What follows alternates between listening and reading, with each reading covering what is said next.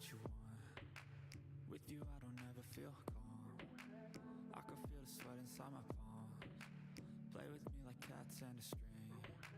You don't understand the pain it brings. You don't ever wanna give me wings. You don't ever wanna set me free. You know I'm addicted to you, and it's twisted, you've been gifted with the evil voodoo.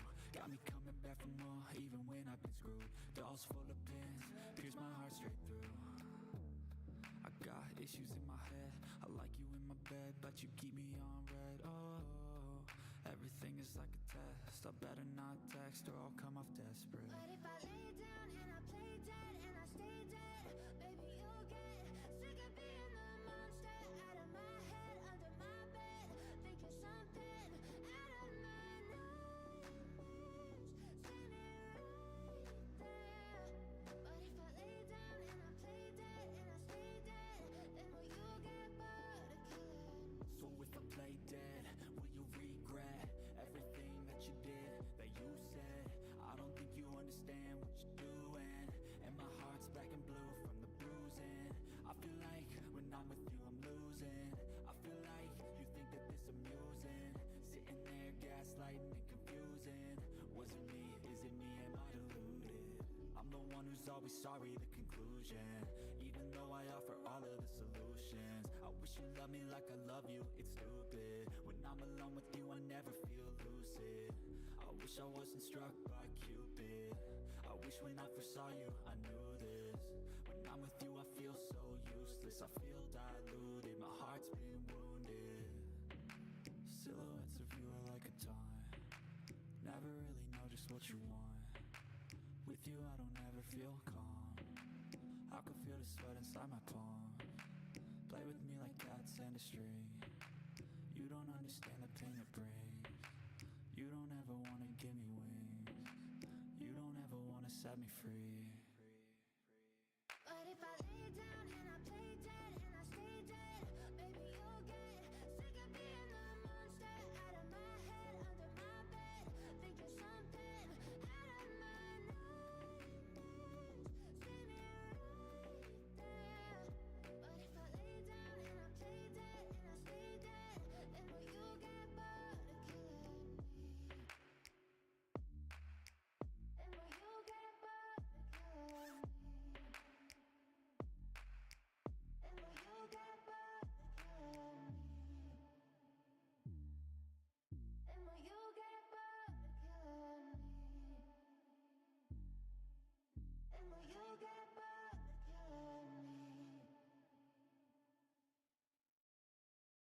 But if I lay down and I play dead and I stay dead, baby you'll get sick of being the monster out of my head, under my bed, thinking something out of my nightmares, standing right there. But if I lay down and I play dead and I stay dead, then will you get bored of killing me? Silhouettes of you are like a taunt, never really know just what you want. With you I don't ever feel calm, I can feel the sweat inside my palms. Play with me like cats and a string. You don't understand the pain it brings. You don't ever wanna give me wings. You don't ever wanna set me free. You know I'm addicted to you, and it's twisted, you've been gifted with the evil voodoo. Got me coming back for more, even when I've been screwed. Dolls full of pins, pierce my heart straight through. I got issues in my head, I like you in my bed, but you keep me on red. Oh, everything is like a test, I better not text or I'll come off desperate. But if I lay down and I play dead and I stay dead, baby you'll get sick of being the monster out of my head, under my bed, thinking something out of my nightmares, standing right there. But if I lay down and I play dead and I stay dead, then will you get bored of killing me? So if I play dead, will you regret everything that you did, that you said? I don't think you understand what you're doing, and my heart's black and blue from the bruising. I feel like when I'm with you I'm losing. I feel like you think that this amusing, sitting there gaslighting and confusing. Was it me? Is it me? Am I deluded? I'm the one who's always sorry, the conclusion, even though I the solutions. I wish you loved me like I love you, it's stupid. When I'm alone with you, I never feel lucid. I wish I wasn't struck by Cupid. I wish when I first saw you, I knew this. When I'm with you, I feel so useless. I feel diluted, my heart's been wounded. Silhouettes of you are like a taunt. Never really know just what you want. With you, I don't ever feel calm. I can feel the sweat inside my palm. Play with me like cats and a string. You don't understand the pain it brings. You don't ever wanna give me wings. You don't ever wanna set me free. But if I lay down and I play dead and I stay dead, baby, you'll get sick of being the monster out of my head, under my bed. Think you're something out of my nightmares. See me right there. But if I lay down and I play dead and I stay dead, then will you get bored of killing me? And will you get bored of killing me? And will you get bored of killing me? And will you get bored of killing me? And will you get bored of killing me? But if I lay down and I play dead and I stay dead, baby, you'll get sick of being the monster out of my head, under my bed. Think you're something out of my nightmares. See me right there. But if I lay down and I play dead and I stay dead, then will you get bored of killing me? Silhouettes of you are like a taunt. Never really know just what you want. With you, I don't ever feel calm. I can feel the sweat inside my palms. Play with me like cats and a string. You don't understand the pain it brings. You don't ever wanna give me wings. You don't ever wanna set me free.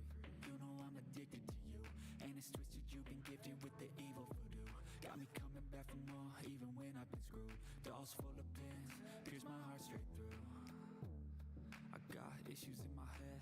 I like you in my bed, but you keep me on red. Oh, everything is like a test. I better not text or I'll come off desperate. But if I lay down and I play dead and I stay dead, baby, you'll get sick of being the monster out of my head, under my bed.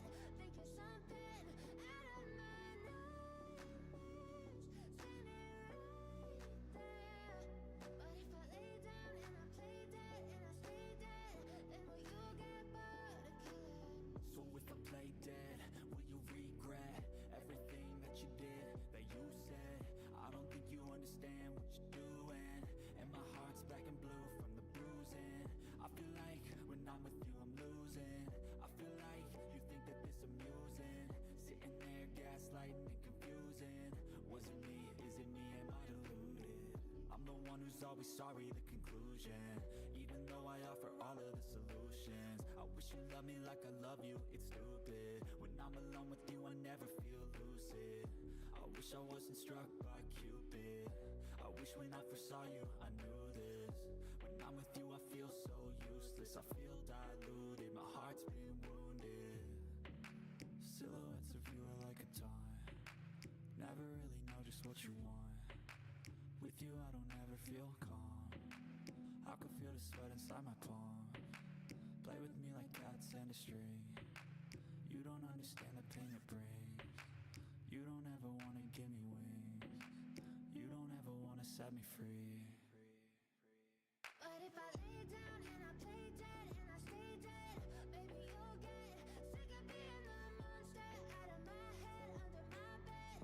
Think you're something out of my nightmares. See me right there. But if I lay down and I play dead and I stay dead, then will you get bored of killing me? And will you get bored of killing me?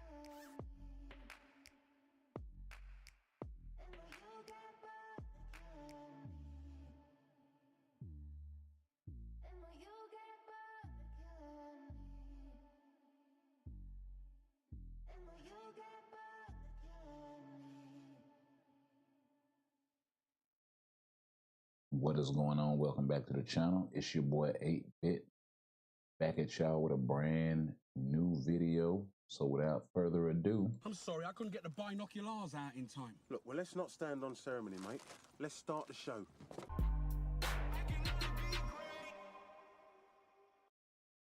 okay. So I was gonna start, you see the title, you see the thumbnail, and I was gonna start this thing out completely different. But then I ran across this.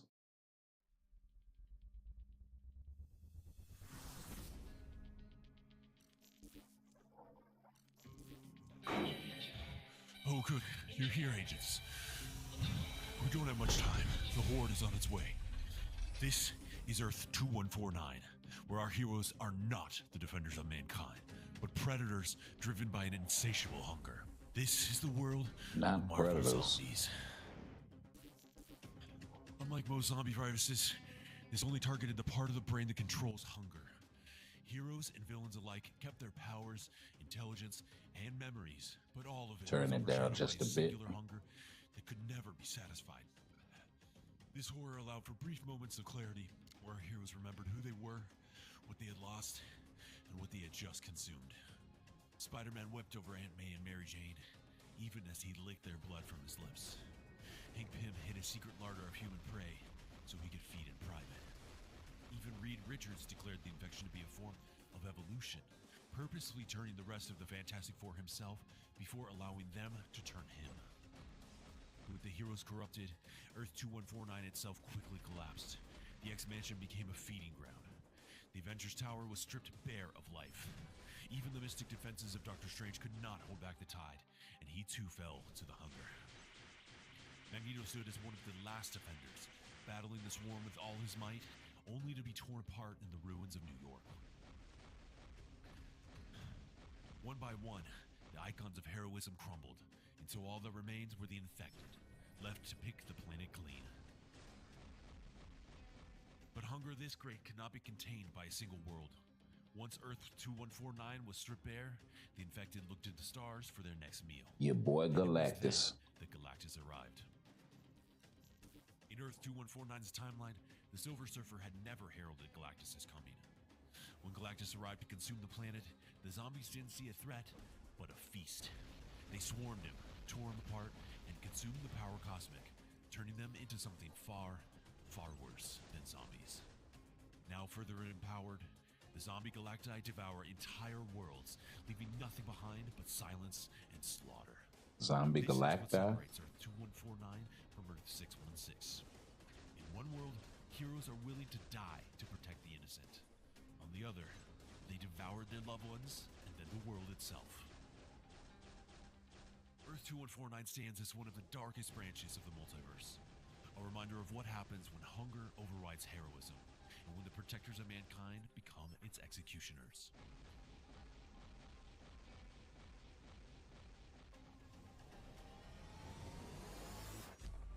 Stay safe out there, agents, and stay vigilant, because in the multiverse, hunger is never truly gone.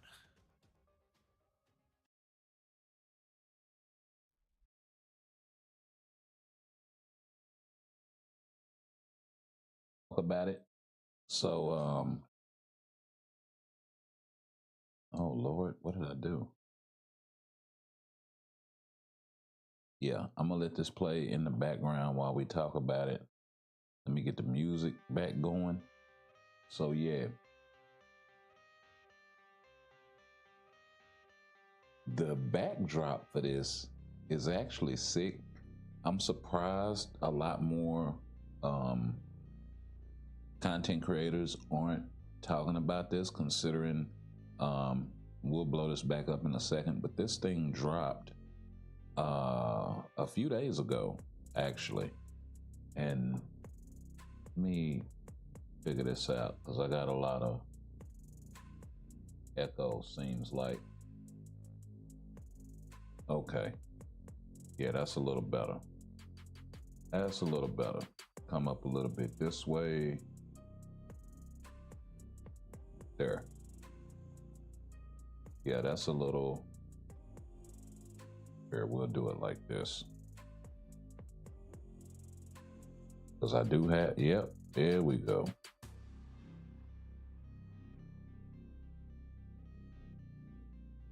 Okay.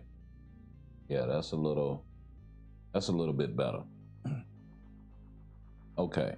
So yeah, we can come down a little bit actually. All right, so yeah. This thing dropped a few days ago. October 17th. It is now October 20th. Just turned a few hours ago.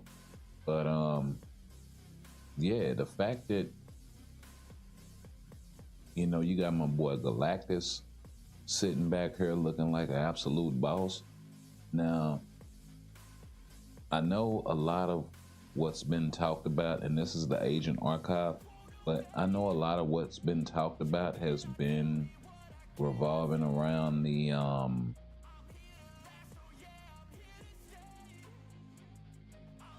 here, and I actually want to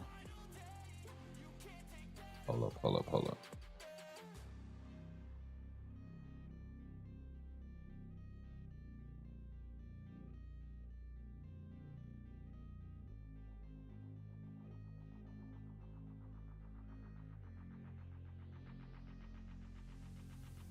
Yeah, won't do that.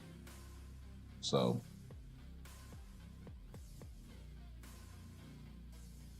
y'all can see the top there.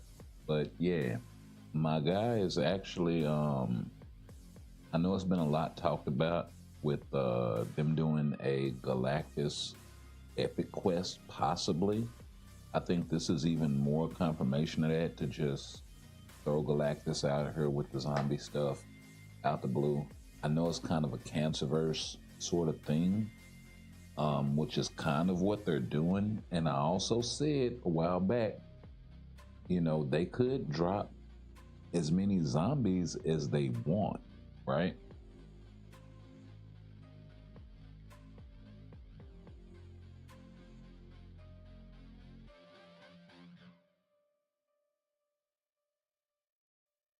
I mean, that could very well be the answer to what do you do moving forward with nothing really coming out from the MCU, nothing really coming out from, Disney animation outside of the things that we already know about. It could be another What If that drops. It could be another Into the Spider-Verse that drops. We know X-Men 97 Part 2 is coming, so we're probably going to get an update revolving around that.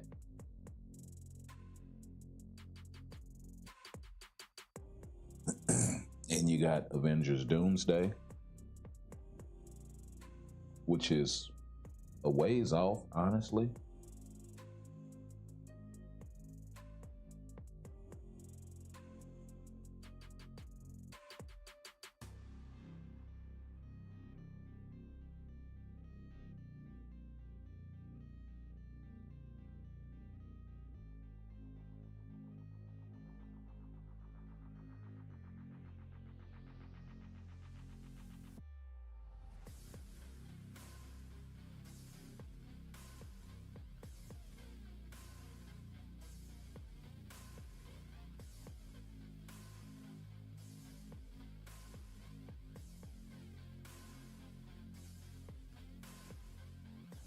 I mean, for any of those projects,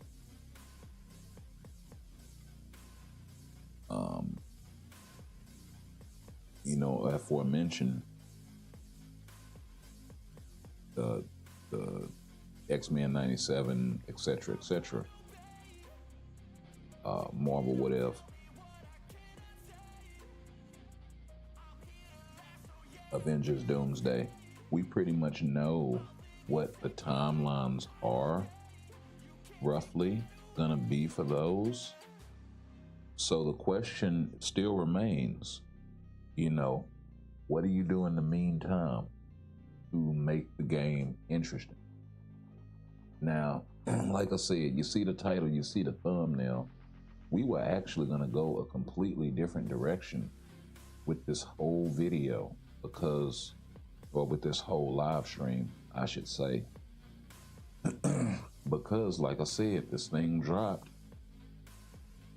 on the 17th, and let's refresh this, but there are only 9 comments on this thing, 133 likes, 17 repostings, with some favoritings and that sort of thing right there. Really doesn't show the views, but you know, you see a lot of what they're talking about down here. Captain Marvel, Scarlet Witch. Okay, that's like whatever. Still waiting on Agatha all along. Still got to buff Captain Marvel, guys, please. So they're asking for buffs to the characters they're already talking about. Bring Infinity Hulk uniform, yes. You know, they're still talking about the whole Agatha all along thing, and Wiccan and all of them.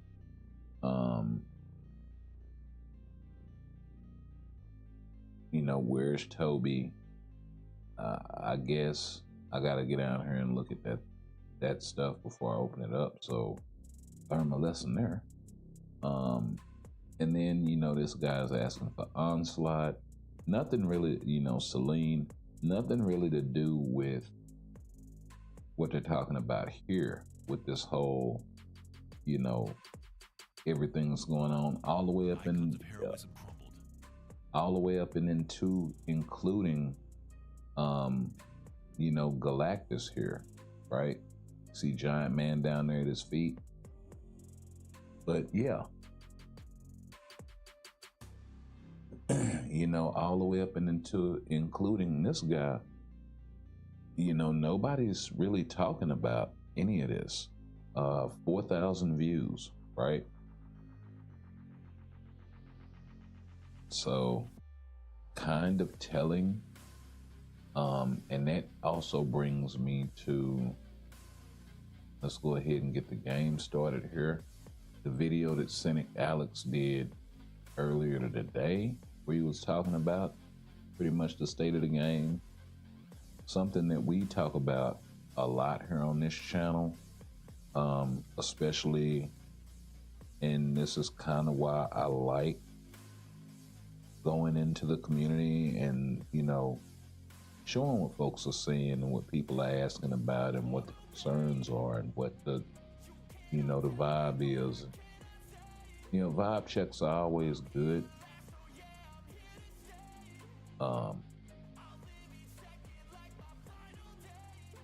Regardless of whether you agree or disagree with whatever, you know, is being brought to the attention of whether it be the devs, the community at large, what have you, you're well within your right to agree or disagree. But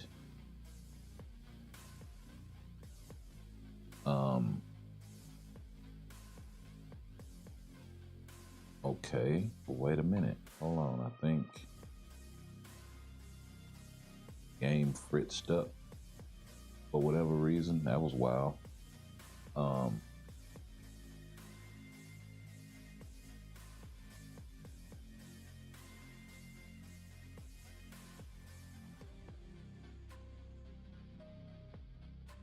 But I got to reading the comments on that video in particular, and you know what I found to be interesting. He gets a lot of comments on a lot of his videos, of course, and rightfully so. But what I found to be interesting was some of the content in there,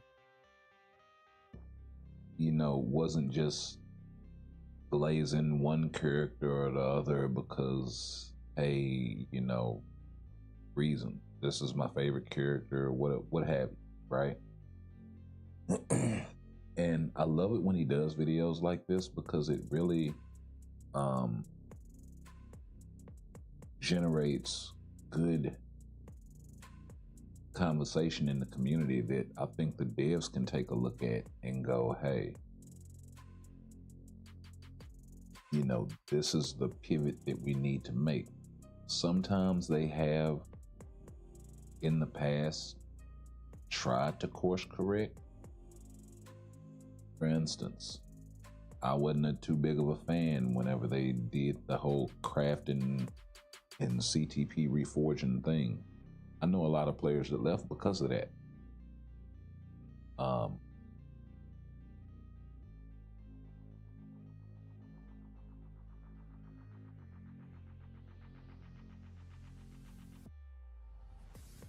And while you can say, well, players leave and come back, not always, not all the time, and then you still have to consider that downtime in between when they're not playing and other factors. So, yeah, they're hindering their own accounts as far as like login rewards and whatnot, but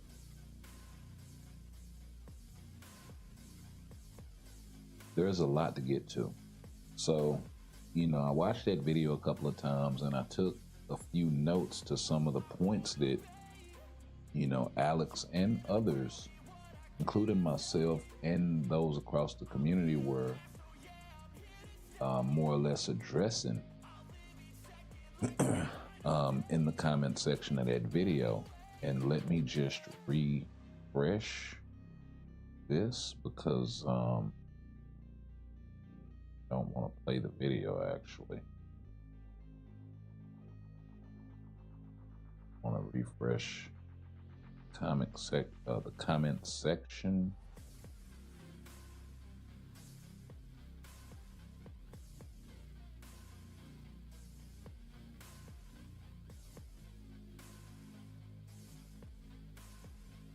So we can get in here and we can chop it up and talk about it.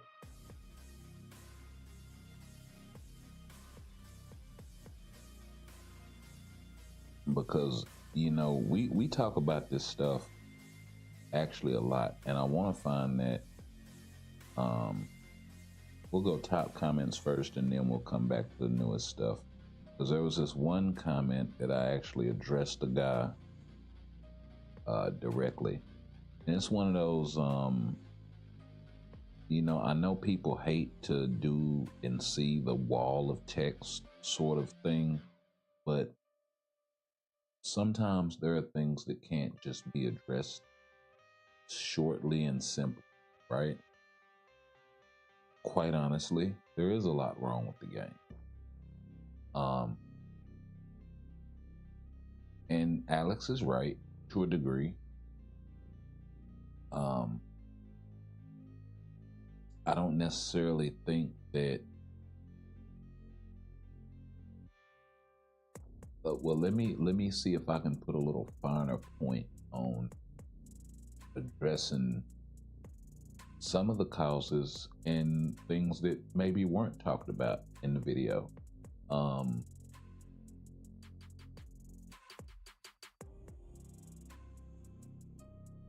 When I say that he's right to a degree, the state of the game, obviously, players aren't playing, players are leaving. The 10K crystals thing, which we'll address, was kind of a band-aid. And yeah, why it got a lot of players back, and I'm glad they left the event long enough for most players to take advantage, especially if they were, old players that may have left. Watch some videos from content creators about it and came back to pick those rewards up, and maybe, are still playing the game, or maybe even, picked up their 10K crystals and left and said, hey, I'll sit on these until whenever. Or spent them, gambled them, whatever the case may be.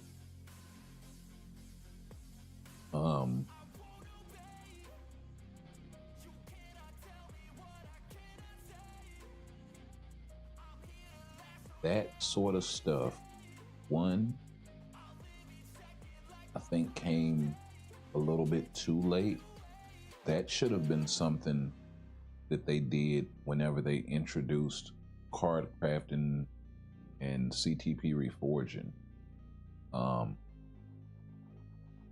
Even if it had been 5K crystal, I think it would have been a good gesture to kind of level the playing field to a degree, because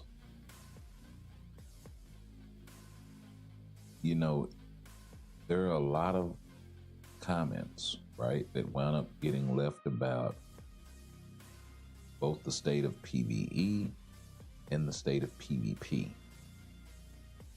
in the game, because those are the two big draws. And I don't think that was something that was really addressed.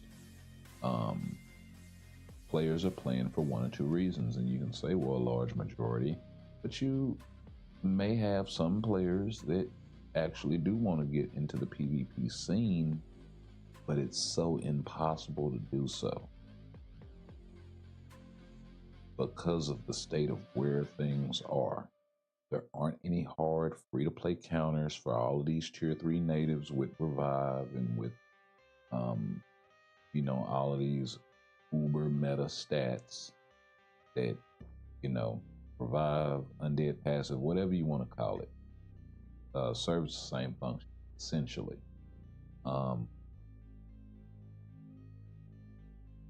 There's really no way around that, and they kind of pigeonhole themselves in that way.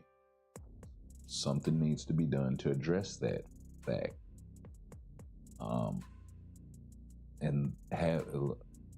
When I say having hard counters to a Null, to a Mephisto, to a Sentry, that are, free to play, 800 CCF tier 4 friendly,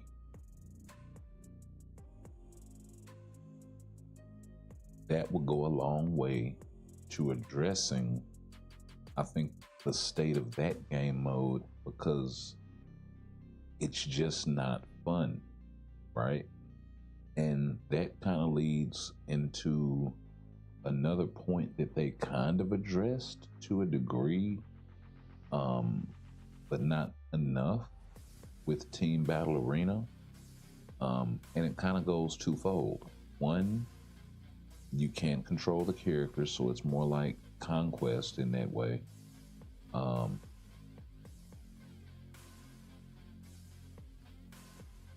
But then two, and I think more importantly, the parity in that game mode even still only goes so far. It would help if they would implement having to have 3 characters on your team. I think the reason why they don't is to help out new players, but in a sense it kind of doesn't, because you wind up getting these whales in there that have all of these stacked accounts with all of these stacked characters, and so they'll put a Null and a Sentry together, and that's your 100 points. They'll put a Null and a Adam Warlock together, and that's your 90 points. And for a free-to-play team, that's impossible to get around.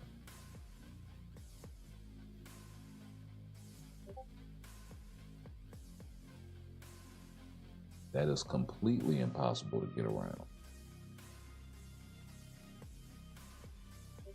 Unless you have XYZ character, there needs to be more balancing between timeline, between otherworld battle.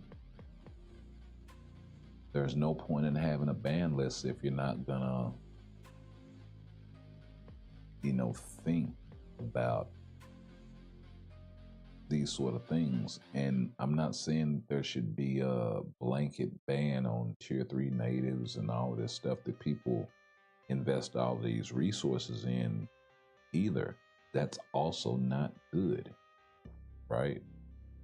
So there has to be a happy balance between the two.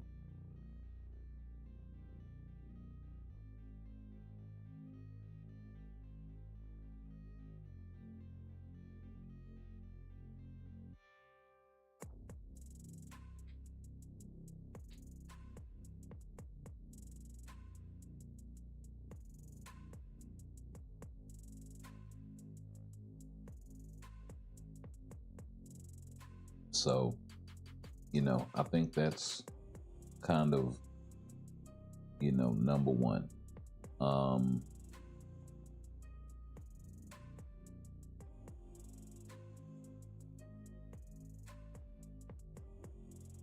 They have to balance the time versus money, what players invest,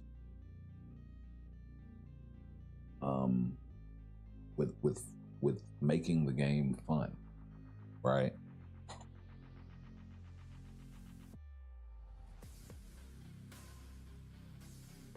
Why is the game stagnant? It's not enough for us to understand that, hey, the game is stagnant. Well, why? It's not always down to the rewards and all of this stuff. We've long said the inventory situation in this game is an issue. Every time they give us inventory slots, a 50 piece, 100 stack, whatever the case may be, they introduce some damn item in the game that takes it all up. Story fragments, awakening crystals, Imcron shards, reforging cubes. The list goes on and on.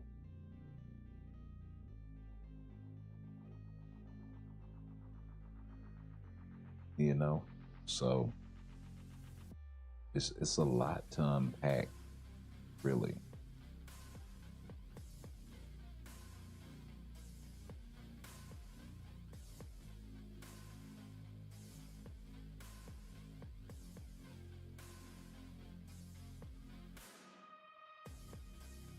And I don't think it's as dry and clear cut as condensing game modes. While that would help, a game mode like this one, right? Multiverse Invasion, got revamped and survived. Whereas a game mode like Danger Room, which if properly executed would have been way more fun, and was for a while until they just stopped giving a damn about it. I would have much rather seen this and was it Squad Battle? I would have much rather seen those two game modes survive than this. While the rewards in story fragment farming are good, and while story mode is a good thing, I think all them damn tickets and shit, it's always a double-edged sword. We get a new game mode, comes with a bunch of shit in there, and that shit takes up inventory space. Swords, runes, all of that sort of shit. Emblems, right?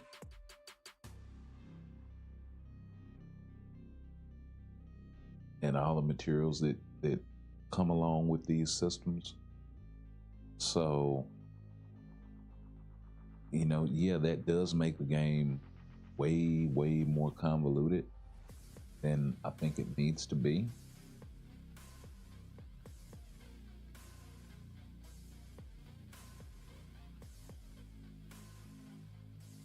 And then you're gonna have a new material coming with Tier 5, right? Maybe a new series of materials.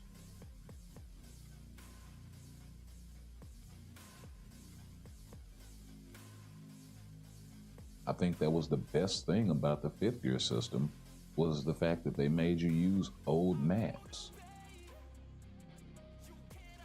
Like, thank God you didn't introduce, well, they did introduce new materials for it, but considering the way that they did it, it could have been far worse. I mean, they could have introduced a system where those materials had to be combined to make new materials, thereby taking up more space. Like, similar to black antimatter and all of this shit, right? So glad they didn't go that route.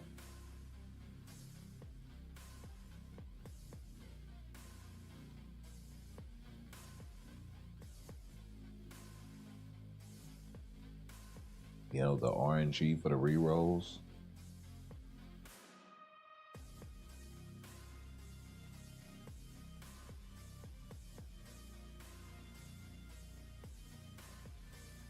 I think are way too much. Yeah, I understand they got to make money some kind of way, so you know their thing is with the uniforms.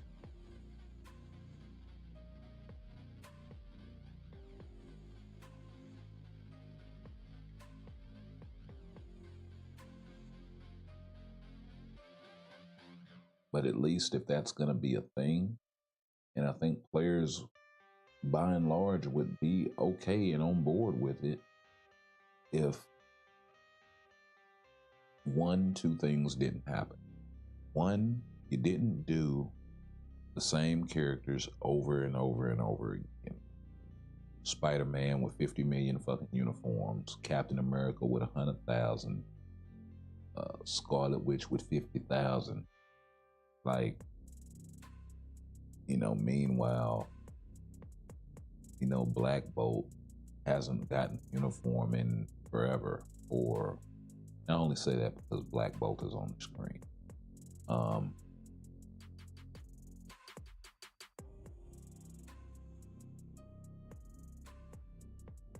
You know, you can name any one of probably 80 or 90, maybe 100 characters that either need a uniform, haven't gotten a uniform, haven't been touched. Matter of fact, got the good old trusty up. I mean, let's just go down the list here. Kate Bishop, okay, that's neither here nor there. Baron Zemo, that's a good one. Adam Viper, you know, Walking Phoenix, he's probably a little bit too new. Baron Mordo, they haven't gotten right in a while. You know, and the fact that it really does no good in this day and age to drop a uniform for a character that you are not going to release a tier 4 to go along with makes absolutely no sense.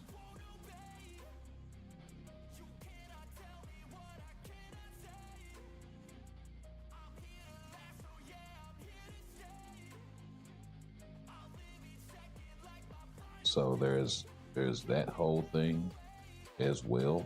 I mean, the difference in power level between a tier 3 and a tier 4 and the usefulness of that, you know what I mean?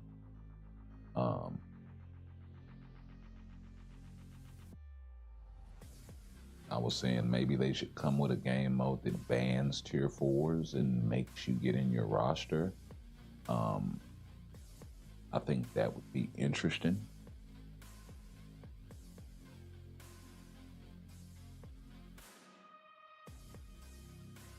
At least until they get to the point where majority of the characters in the game are tier 4. I think that would be an interesting game mode, and they could flip it. Maybe have an extreme mode where it's tier 4 only. Some shit like that. You know what I mean?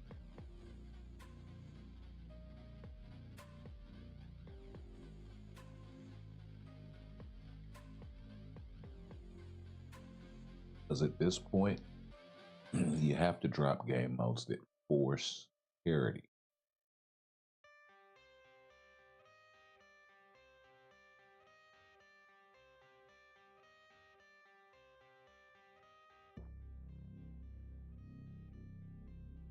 Because it's no point in having, you know, 30 game modes if you're going to be using the same old characters. in every single game mode. It would make sense if, you know, maybe some of these tier threes or some of these, you know, lesser characters like a Bullseye or a Quicksilver, let's say, were good in that particular game mode with good rewards, that, you know, then it would make sense. While we're speaking about game modes,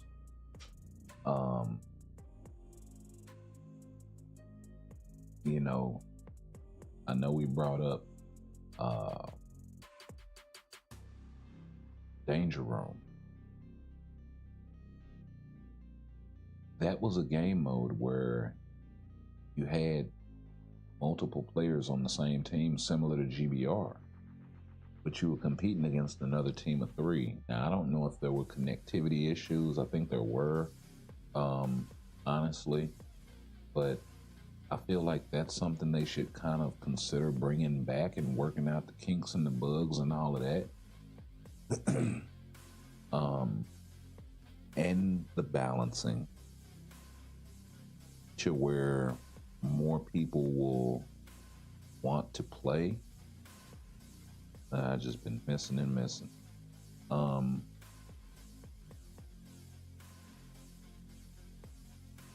Because I mean, look, they're giving away all of these free, you know, even your boy is missing.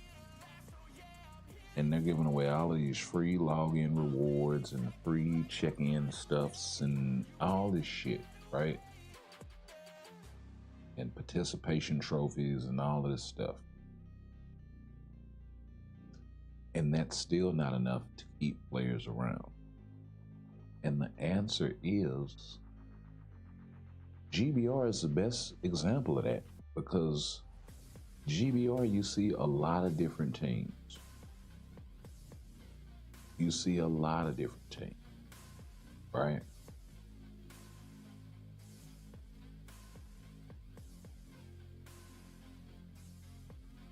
And you can argue, well, yeah, but you're gonna see certain characters. Yeah, that's true. You know, you're gonna see the Storms and the Ghost Riders and the Mephistos occasionally, these sorts.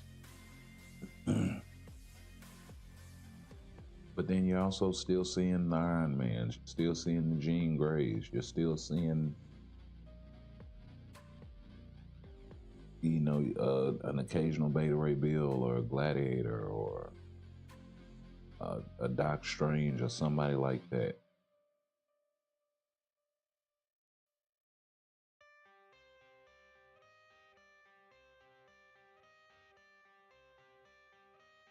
Maybe a PvP Thanos.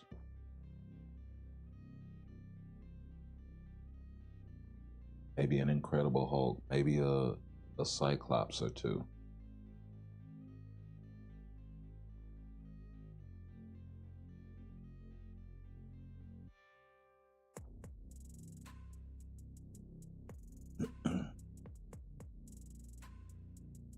So there is some game modes that have parity, but if you notice, GBR is what? Multiplayer. And sad enough that, like, you see all these game modes here, you got 3, 4, 5 game modes. You got 5 game modes. You got 6 game modes, right? Including Conquest and Alliance Tournament. But you could really say for the majority of players, 4.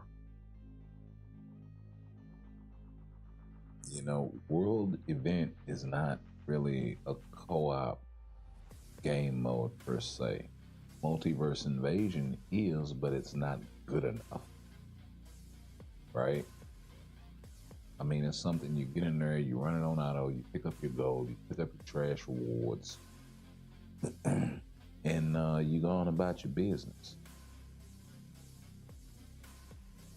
I mean, the best you can hope for out of this thing is gold and, you know, possibly a 6-star mythic.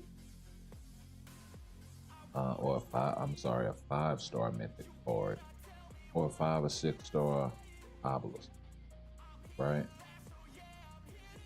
So it's like, what's the point, bro? You can get some random bios.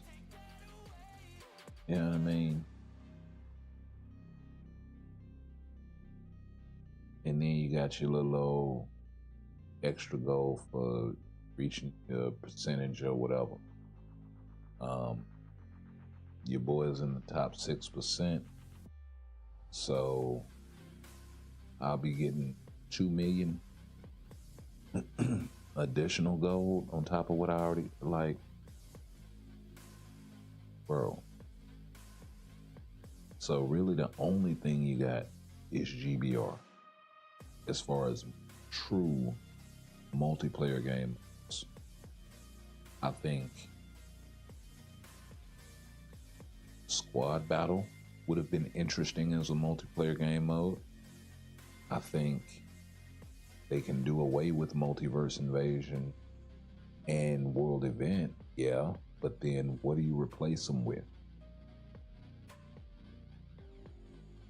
So I think that's probably the number one thing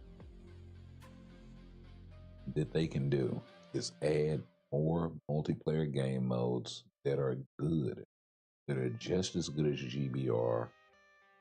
We need a new GBR, you know, but that's we'll get into that here in a second.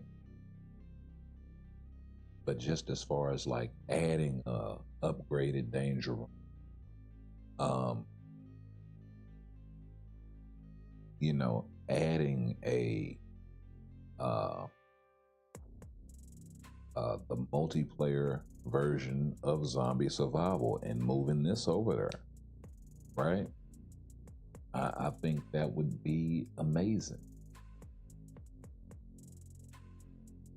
Taking all of them rewards and out of Multiverse Invasion and World Event and upgrading them and rolling them over to another game modes, such as story mode or whatever, as just regular free-to-play shits, cool.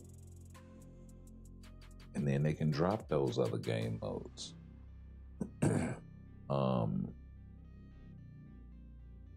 Conquest, that's multiplayer to a degree, and it does require certain synchronization and timing and all of this stuff, but it requires an alliance as well. But the GBR thing really doesn't require that. It only requires friends. Everybody should be in an alliance anyway. But yeah.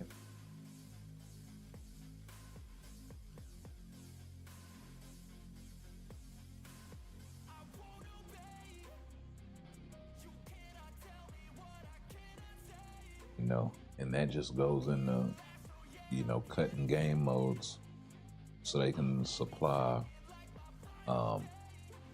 better support to game modes that matter. Trimming the fat would save players time. I mean, it's only you know, it's only good things that'll come out of that.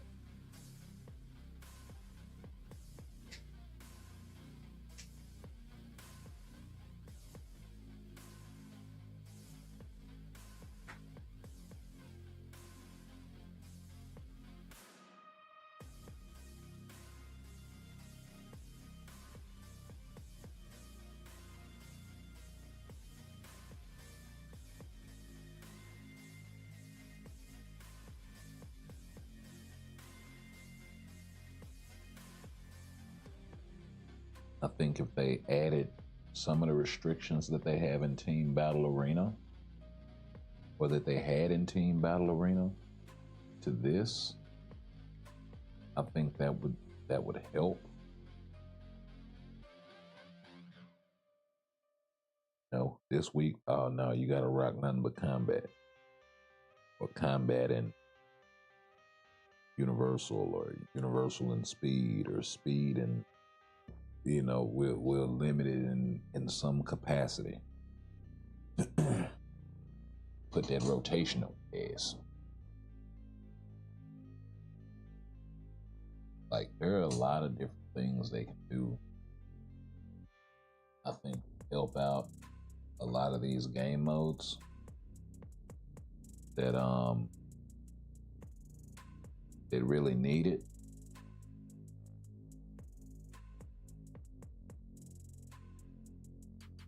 But the whole idea would be to encourage parity. Now, in order to do that, they would have to make characters more balanced, right? And that's why I was talking about when I'm referring to the hard counters of these Knowles, Mephistos. There should be something in there that free-to-players can sink their teeth into and say, hey, I can squeak out a win here and there.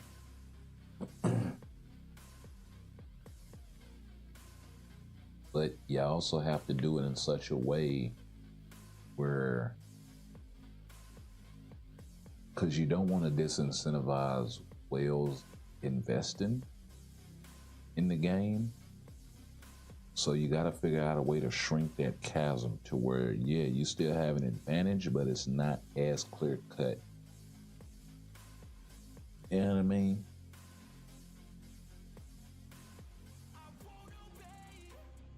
Because, I mean, think about it. In something like Timeline, and I'm not saying give everybody a fucking win, but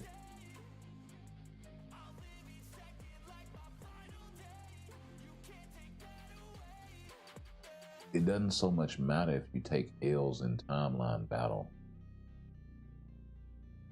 if somebody plays you.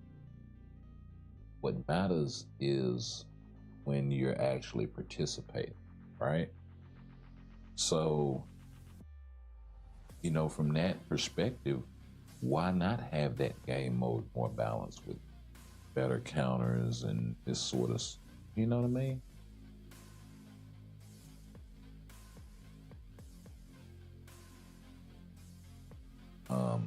That also goes into new player friendliness. And one of the main reasons why a new player would play a game like this is because they're a fan of Marvel, right? So, cool. If I'm a fan, then I have my likes, I have my dislikes, I have characters I cut for the characters I don't. That creates a situation where I may not even be able to use my favorite character in any game mode. I have that problem with Nightcrawler. I had that problem with Storm for a long time. Whereas I'm seeing characters like Spider-Man, who I like, Sharon Rogers, who I'm like, whatever.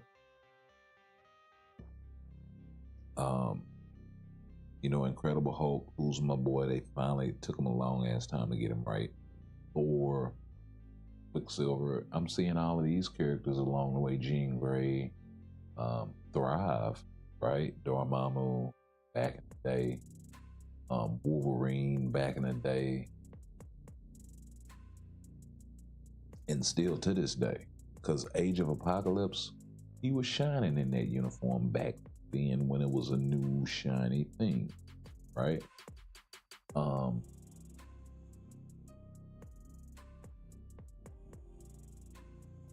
it was a lot closer. CTPs weren't reforged. Cards weren't crafted. Tier 3 wasn't a thing. Tier 3 native wasn't a thing, right? None of this stuff. You had Tier 2 native, but it wasn't as big of a gap between a Tier 2 native and a normal Tier 1 character that you built to Tier 2. Now that gap is so wide from base, and that alone is really going to hinder free-to-play characters. When Spider-Man was murking the meta, that was a great, great thing because it allowed your free to plays to get out there and have themselves something. Now they don't have that. And he wasn't the only one, but one of the best examples of recent memory. You can't really make that argument for Wolverine or Deadpool because they're tier 2 native, which means for a newer player, they're going to be a little more difficult to build. And especially in today's meta, because you'd have to take them to tier 4 as opposed to tier 3. So, I mean, I got a tier 3 this guy, do all of this shit, cheer for him, do all this shit, get robbed on the gears, right? Get absolutely just rinsed, destroyed, one shot. I mean, I'm going through that right now, or just went through that with Scarlet. You know what I mean? So I get it. My God.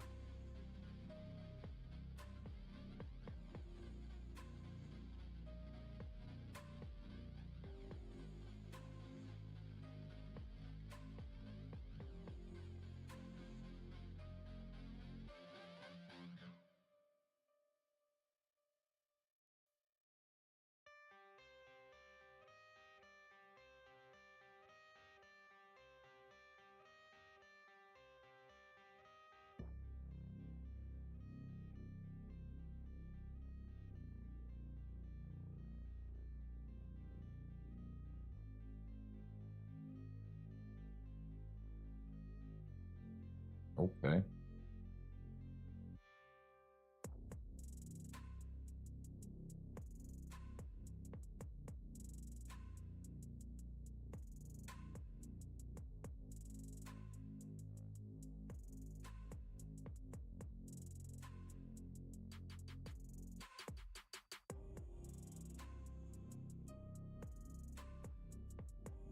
See what kind of advantage I can get.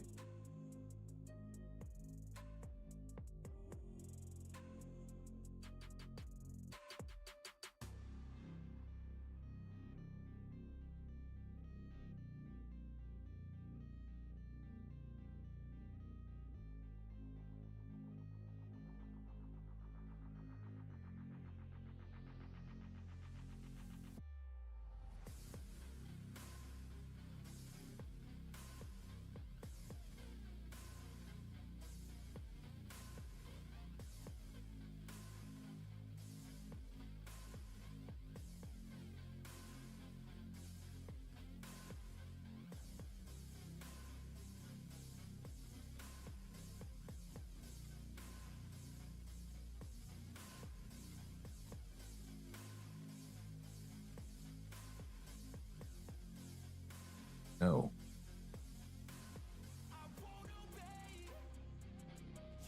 Let's see if we can pick up a little bit more. Because if I can pick up, what is it, 2,000 or so.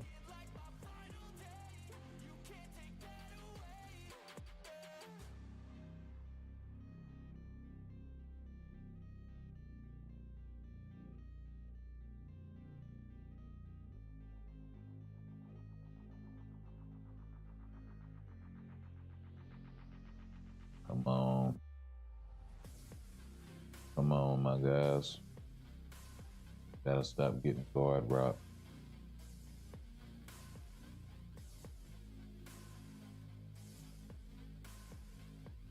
Wow.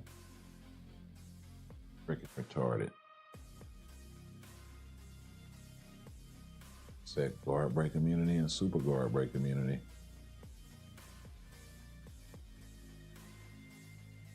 And I've given all sorts of ideas to help balance for that shit. Because it's absolutely retarded to have to sit up here and bounce back and forth between this whole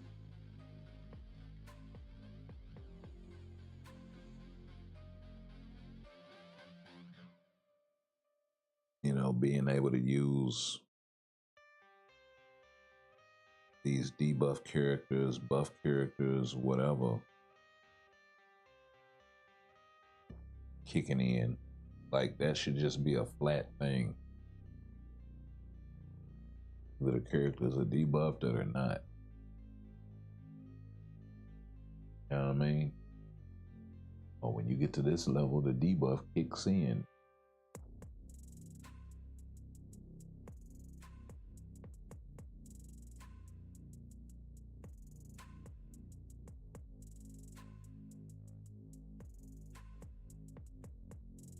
And like I said, the other thing is, for those for those characters that are debuffed, you should take away their access to guard break immunity and super guard break.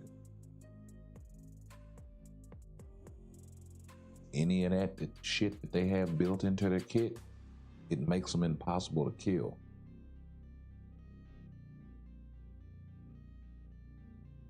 That's the problem. And they can sit there and just head rock you with, sentry or no second skill and chip damage you away when they're supposed to be, essentially useless characters with the debuff. Makes absolutely no sense. See, now I'm running across characters that are it's absolutely retarded. And I should have paid attention. But we'll see if I can get the win same way I took that L a while ago. Guess not. Okay, so it's me versus this guy. Hopefully I can keep him locked down.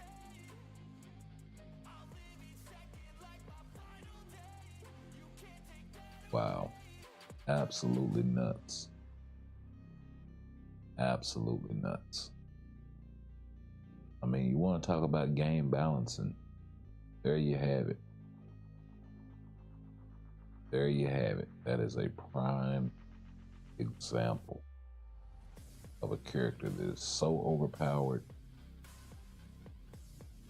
It's not much you can do.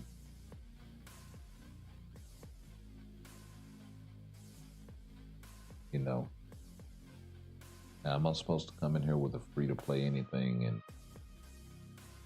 and do anything against something like that?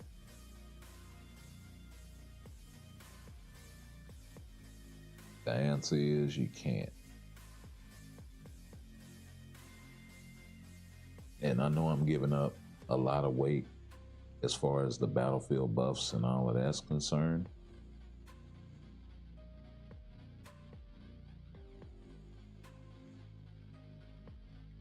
But I think when the matchups are like with them using non-debuff characters, I think it really shows.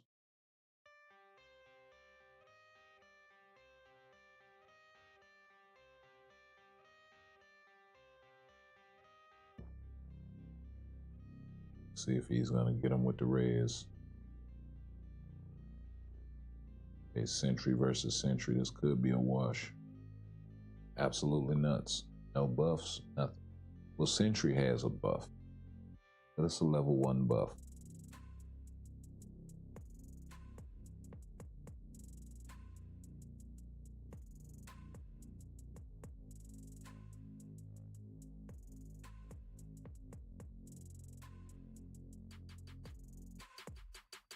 Let's see.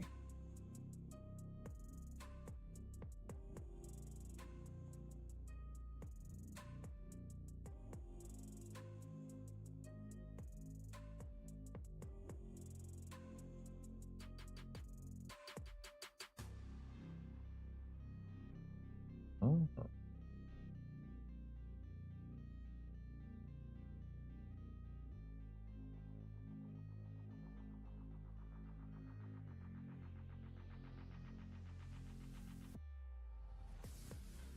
Okay, we're gonna let this run for a hot second.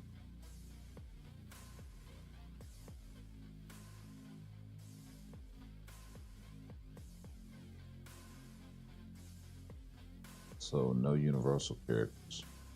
So I said I wasn't looking for universal. I was looking for Hulk.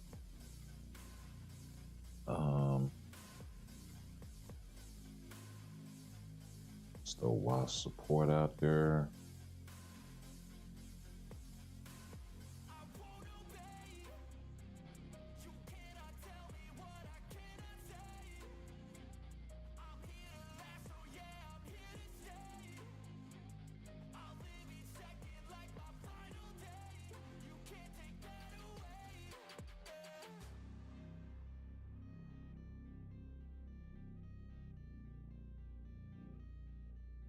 That's not doing me no good here.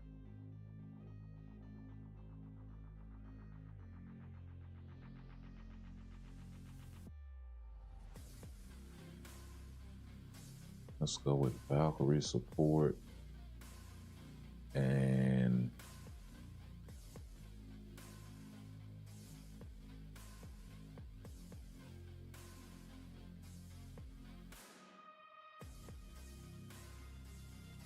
that's for alien allies. Say that would be kind of on time right here.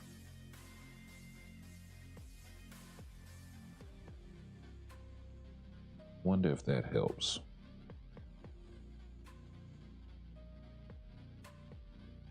We'll throw this on repeat right quick while I take a quick little break.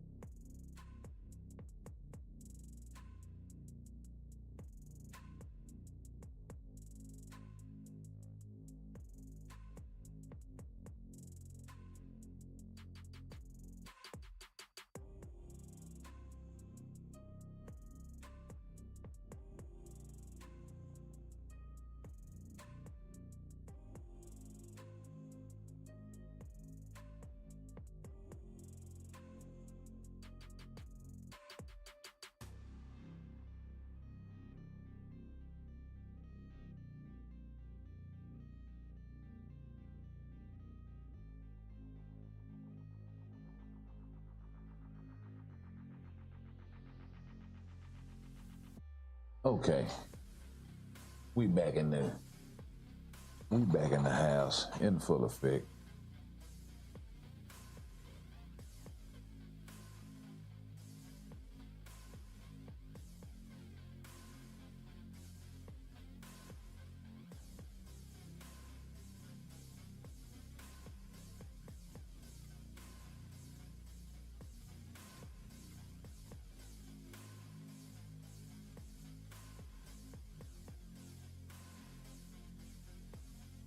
Okay, so we'll let this ride while we go and we continue more about this thing right here. So yeah, you see the title in the thumbnail, right? So let's pull this up right quick. And this is out of the comments over there on Cynic Alex channel. I ran across one after I watched the video and left a comment on stuff. And I actually answered this guy, but you know, we're not going to talk about any of the stuff he's talking about as far as the content creation stuff, but you know, he said, I haven't played the game over the last 5 months, despite being a log-in low spender since 2016. So he's logging in, but not really playing, I'm assuming is what he's saying. He goes, he's absolutely done with the game for several reasons. Um, sure, shit, characters and uniforms are an issue, but for me, the biggest issue is how the game doesn't respect my time at all. Right? Now, this is very important, right? And we've already kind of touched on this a little bit, but hugely important. That caught my attention. You know what I mean? This is somebody that's actually looking at the game and saying, hey, is the fun that I'm getting out of this worth the investment of time, worth the investment of money, right?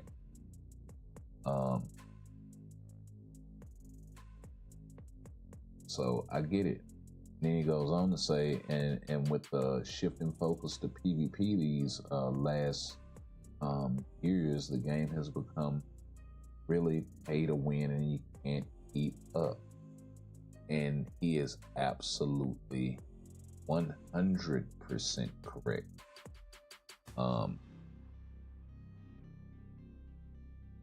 Those tier 3 native uniforms are not cheap. As a matter of fact, they are the most expensive uniforms in the game. And, let's face facts. Everybody can't afford to grab those things, even with a Stark stash, right? And when you do grab them, the amount of time, the amount of investment, the amount of resources that it takes to build this character up is so, we talk about it all the time. When we tier forward Noel and Mephisto, Noel and Sentry, back to back, I might add, during the anniversary.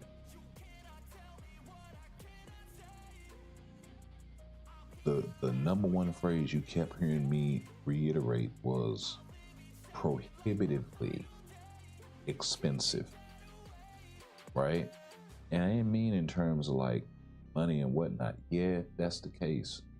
As far as it's not so much the case, but that depends on kind of where you are.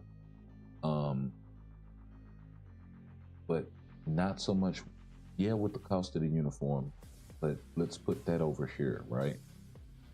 Let's put that to the side.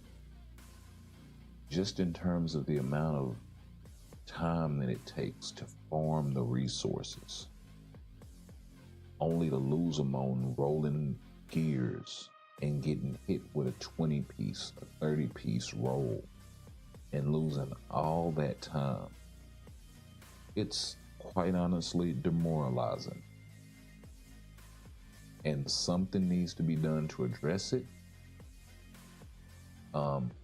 Gears should be one of those things that have a fucking pity timer. Like they put a pity timer on everything else. Put a pity timer on the goddamn gears.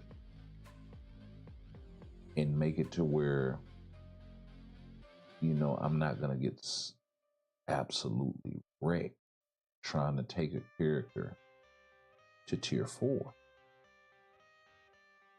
To tier 3 for some. They're still working through that process. I know I am. Maybe a pity timer is too much, but there has to be some sort of happy medium between prohibitively expensive and entirely too easy, right? There has to be a happy medium where you still feel the accomplishment. You know what I mean? Because that's what's most important. And it shouldn't be an accomplishment of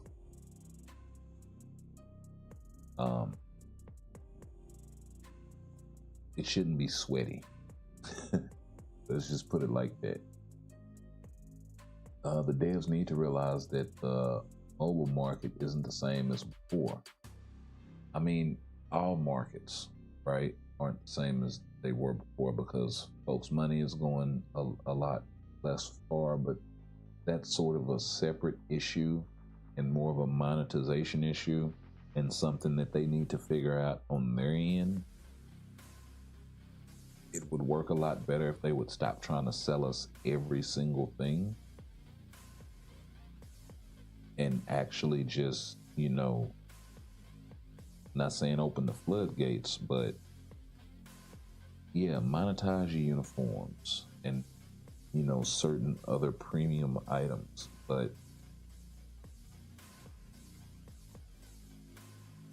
you know, I'm not even a fan of the packs, right? Because it incentivizes that to, so they got to figure out a better way.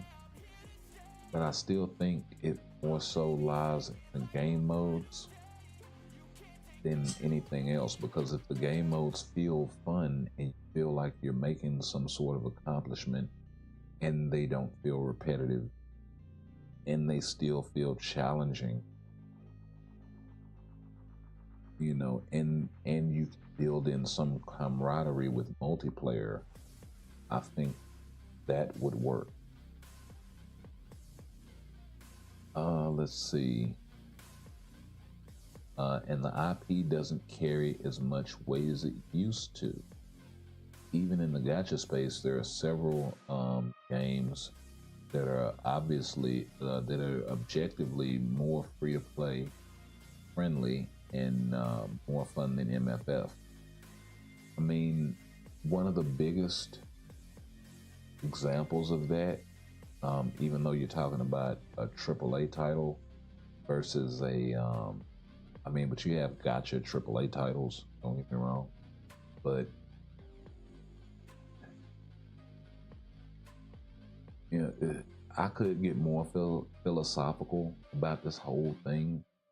I'm not a fan of this whole pay to win monetization of every single thing that it is to do about a game. Games as a service sort of space that we're in. I think it's the worst thing that ever happened in gaming. And I'm an 80s baby. You know, it's not a whole lot that most people can tell me about games, you know what I'm saying? As far as electronic video game, Atari, you know, all the way back and all the way up and through Nintendo, NES, SNES, Sega Genesis, Dreamcast, list goes on and on. You know, PlayStation, Xbox, all of them. 64, TurboGrafx 16. Everybody don't even know about that. So, I mean, it's not a whole lot you're gonna miss me on in terms of that. Yeah, I haven't played every single game in the world or whatever, but you know, I know where a lot of the good jewels are in that regard. So I'm no novice by any stretch of the imagination. But he's absolutely right that Marvel doesn't, the Marvel IP doesn't carry the same value as it used to.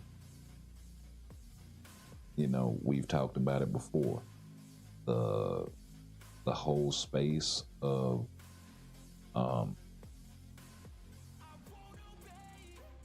the MCU and this game's reliance on that specifically, but you know, even outside of that, with some of the updates that we get, as far as like, you know, we've had a What If update, we've had a Into the Spider-Verse, now Zombies, heavily tied to Disney, Marvel, IP, however you want to call it.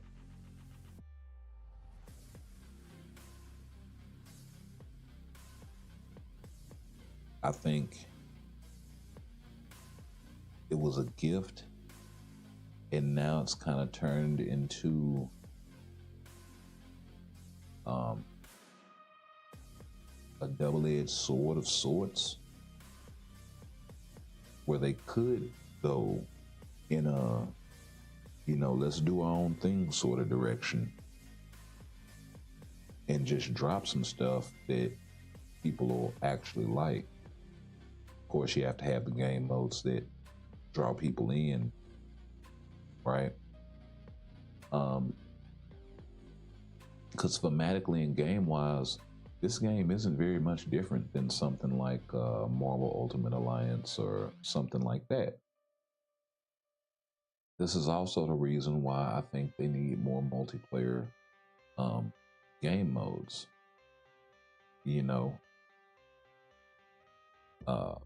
I mean, they could do something as simple as making story fragment farming multiplayer, right? I think that would be a happy mesh between multiverse invasion and, you know what I mean?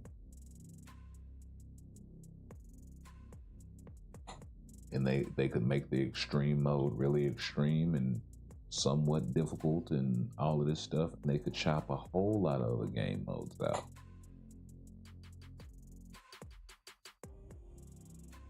So, let's see. He goes on to talk about what he refuses to do and all of this stuff. And the content creation stuff, which we're not going to get into.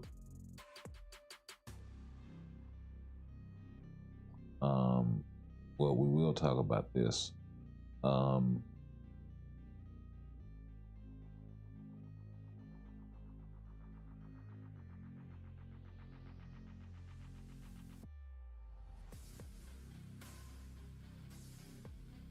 But let's see, he goes on to say there's a much larger issue with the game than whatever you complain about, more boring than update game modes. The game is broken on a much more fundamental level that I haven't seen a single content creator address. Okay, this might be acceptable 10 years ago, but there are a lot of other games out there that do a lot better stuff than MFF, and the 10K crystals they gave away was pointless. It's the same as sticking a band-aid on a broken bone, yada yada.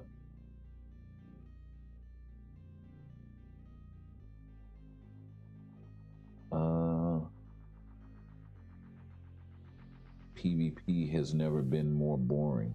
See, now, this is the thing that kind of confuses me about this statement, because, if you notice up here, he said something earlier, if I can find it, the shift in PvP over the past few years. See, at first I thought he was talking about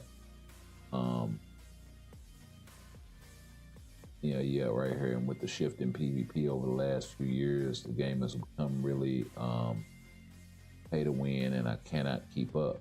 So at first I was like, well, was he not a PvP player? But then he also goes down here, PvP has never been more boring. So he is a PvP player, and that's kind of the problem. And I can see the frustration for a lot of PvP players in here, and it looks like he replied, so we'll get into that here in a second. And let me thumbs up the comment also, because it is actually an excellent, well thought out comment. Although there is some misspellings in here with some of the stuff, but we ain't gonna get into that. I'll leave that for whoever. But yeah, let's slide back on.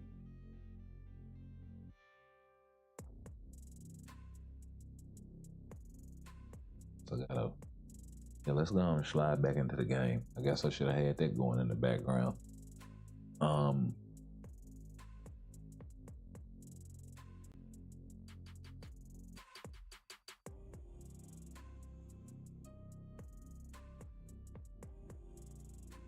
But yeah, I mean, I absolutely feel him and what he's talking about. Yeah, he actually did respond. I don't think they're going to make the changes I want, because the majority of the player base has been accustomed to the game being like this. Everyone keeps complaining about the new characters not being strong enough or updates being boring. When there are much larger issues in the game, the inventory situation is never going to get fixed because they monetize inventory space by charging crystals for extra slots.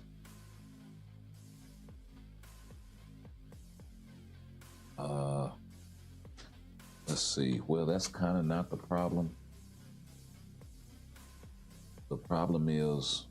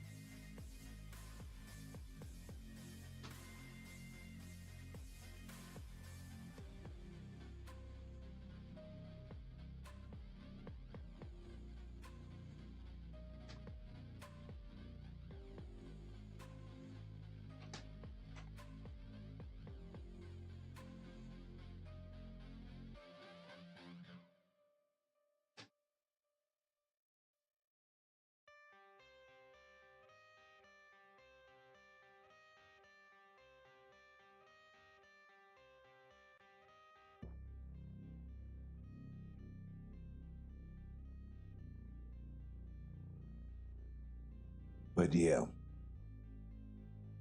Sorry, I had to get in a little low. I was answering the old boy's comment. But yeah, I mean, he's right to a degree. You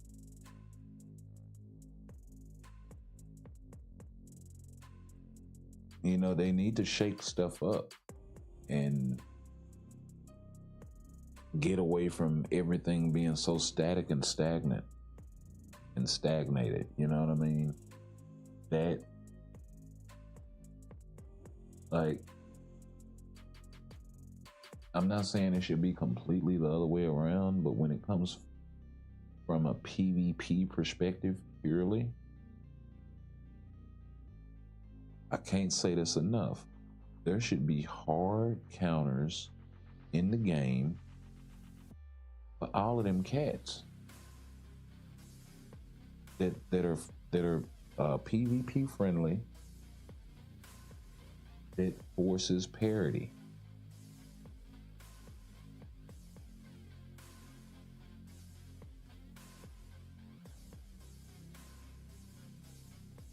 You know, what's the point if you know you don't stand a fighting chance unless you have XYZ characters? It's gonna drive you away from the game real fast. And all in an effort to, you know, monetize or sell a pack or sell that fucking whatever you call that shit, that damn thing. The thing. You know? It's absolutely ridiculous.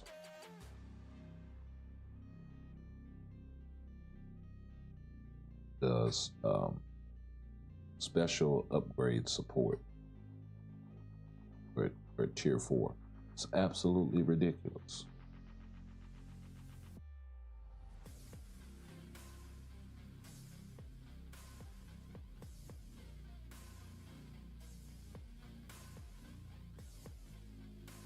If you want to buy the stuff, fine. If you want to tier 4 these characters, fine.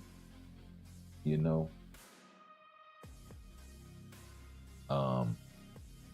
Like I said, prime example in Otherworld Battle, where they do the debuffs, turn off their super guard break and super guard break immunity. Turn all of that shit off for those debuff characters. That alone, you know,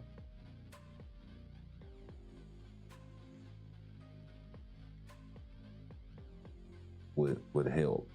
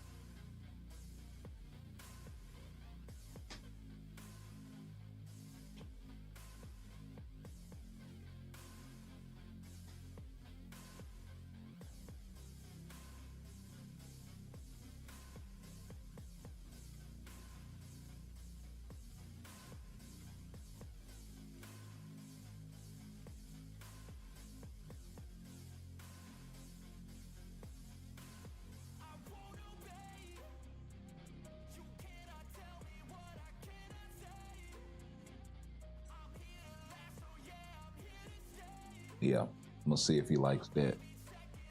But yeah, like, they gotta think outside of the box. And they have to think, okay, if this is what we're gonna do,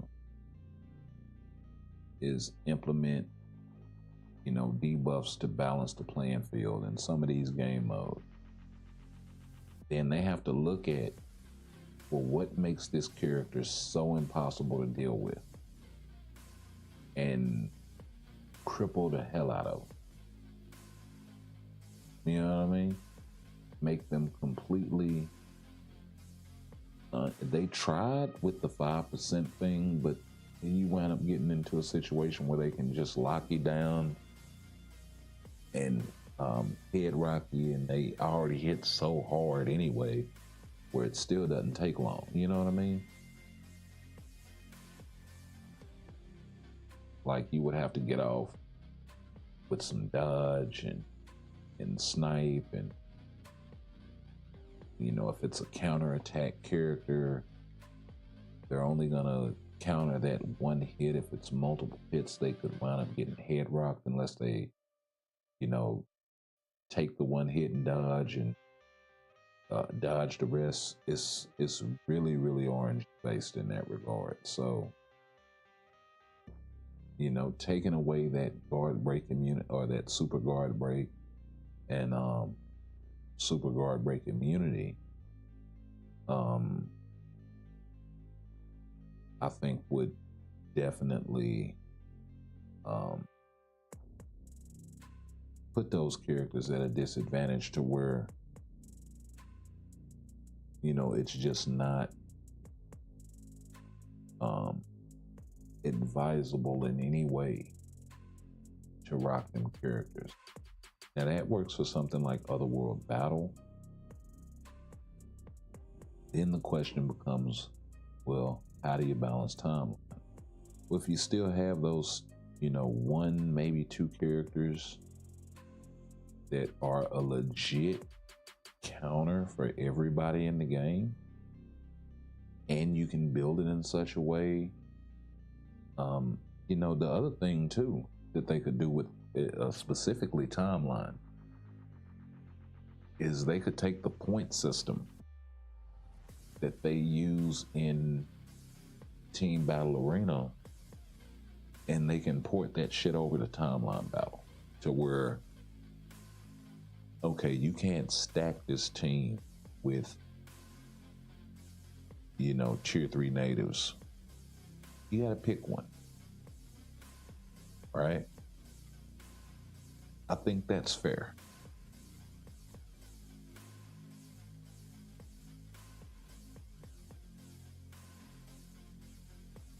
Maybe we do a week where that's not a restriction, but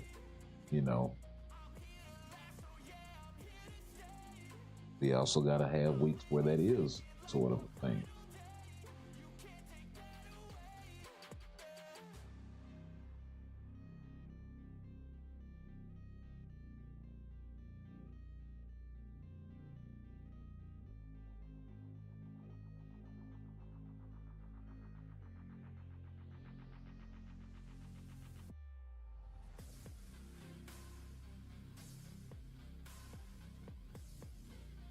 Like I said, forcing parity is always a good thing. Now you'll still have to have your hard counters, your these sorts, right? You'll still have to have that. That's outside of, like, oh, I got Sentry to counter Null, I have Null to counter Sentry, I have Mirror Match. That's not gonna work.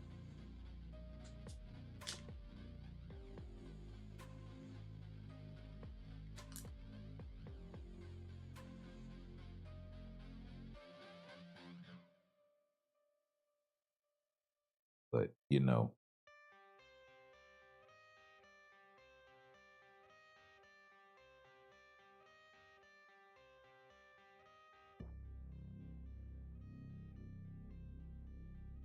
I have a situation where, say, Carnage or um,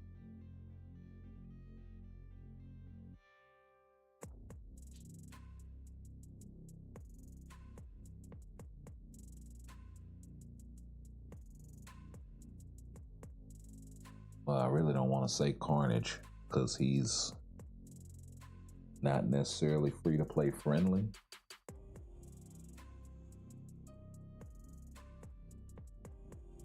But he is cheap in terms of tier 4. But he is expensive in terms of upgrading his uniform. So, I don't know. He kind of falls into that weird space.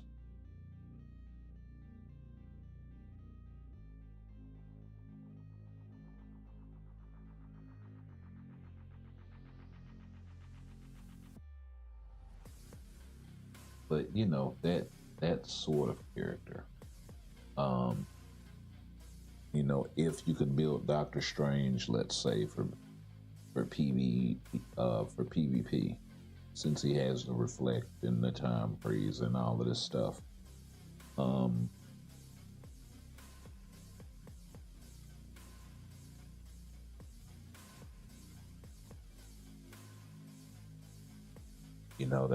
That's kind of what made Spidey sort of a problem, was the Giga Dodge when that was a thing. Still kind of is, but he's another good example of that.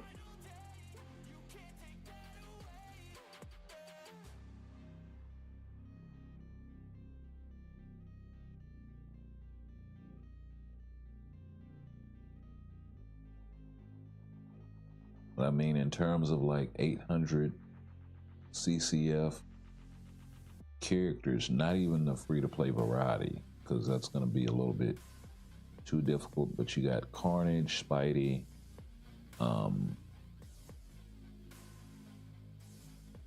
can't really count Deadpool, even though he's kind of times and a half.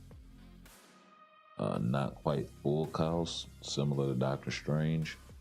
And I think Wolverine.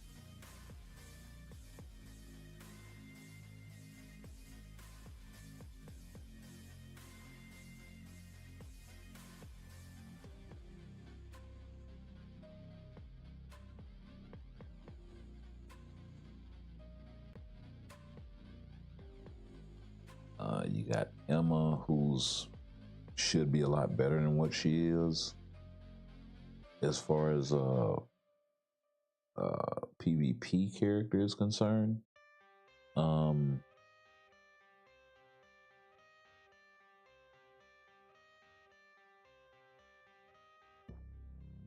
you can't even count Apocalypse.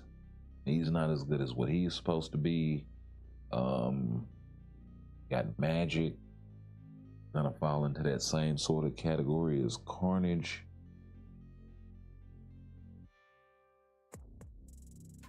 I mean, what options do you really have? Sue, but then you have to go and invest in Franklin and his artifact. And he has to be on the team. It's like not very well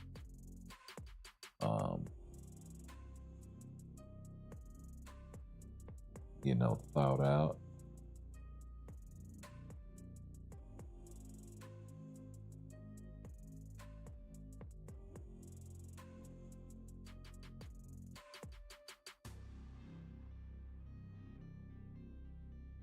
Got Doc Dome, but you got to invest in a whole 6,600 Crystal Wall character in order to get him and then build him and drop a uniform on him. And he's still not strong enough. So if they can come up with some sort of,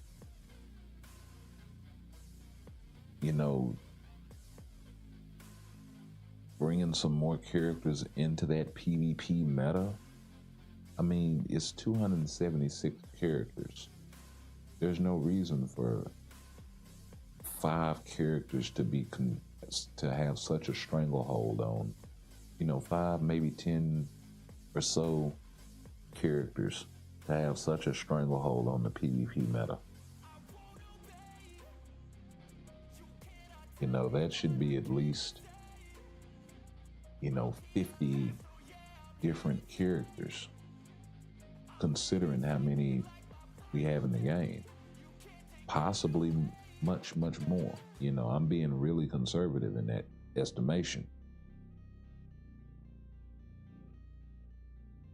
With 276 characters, I mean, just from a DPS perspective, I would lean more toward 80 or 100.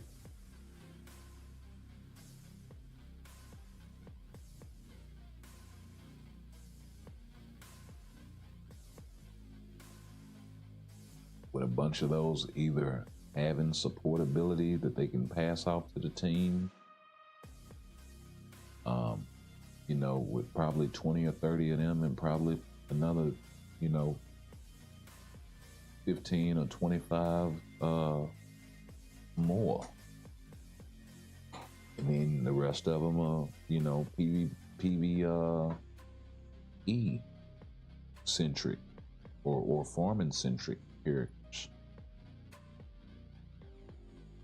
That would be a happy sort of place to be in with this game, because the variety would be endless.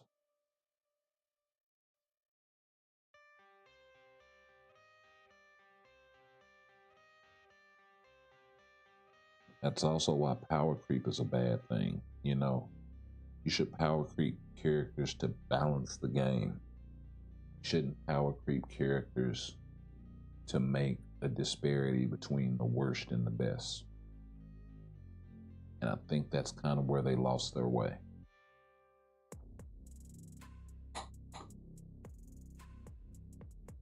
And I don't know a better way to put that, honestly. I think that is the sentiment of a lot of players in the community.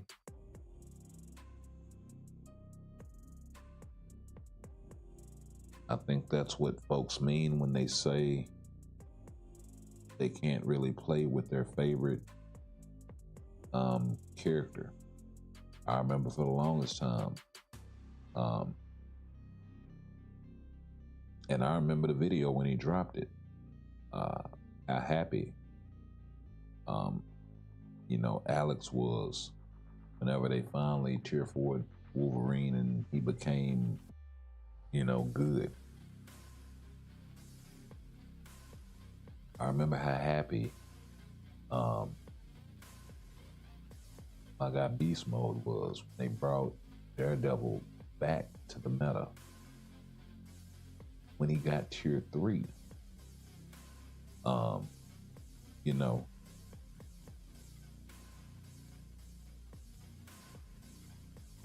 two different instances. One was tier 4, the other was tier 3. Just to be clear. But yeah, when they made him tier 3 originally and all defense down was a thing, they first brought him to the game. I remember how happy he was.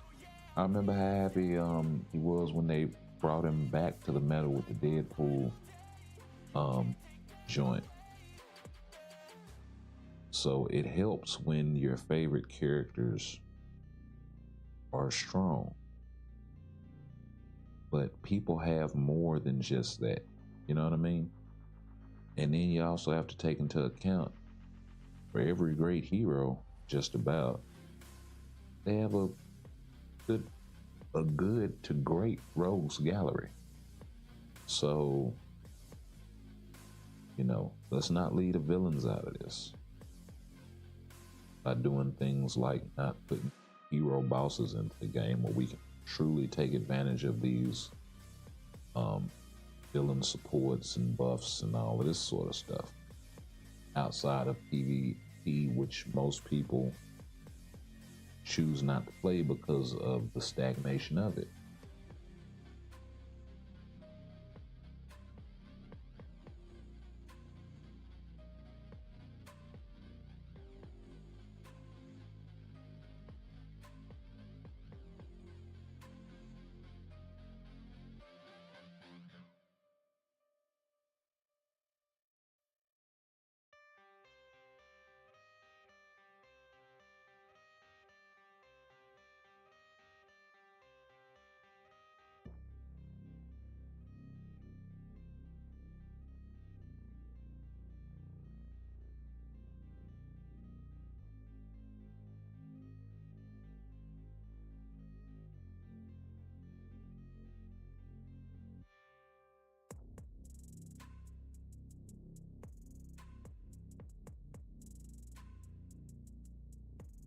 Yeah.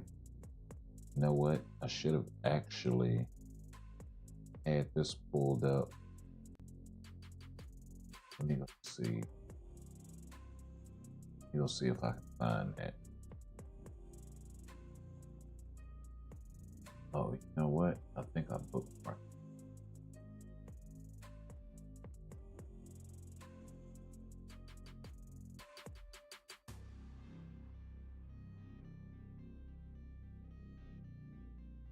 Mm-hmm.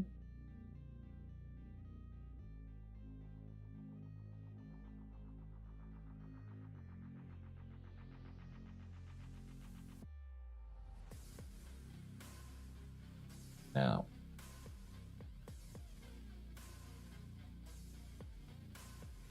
this is right on time because we're still playing it. But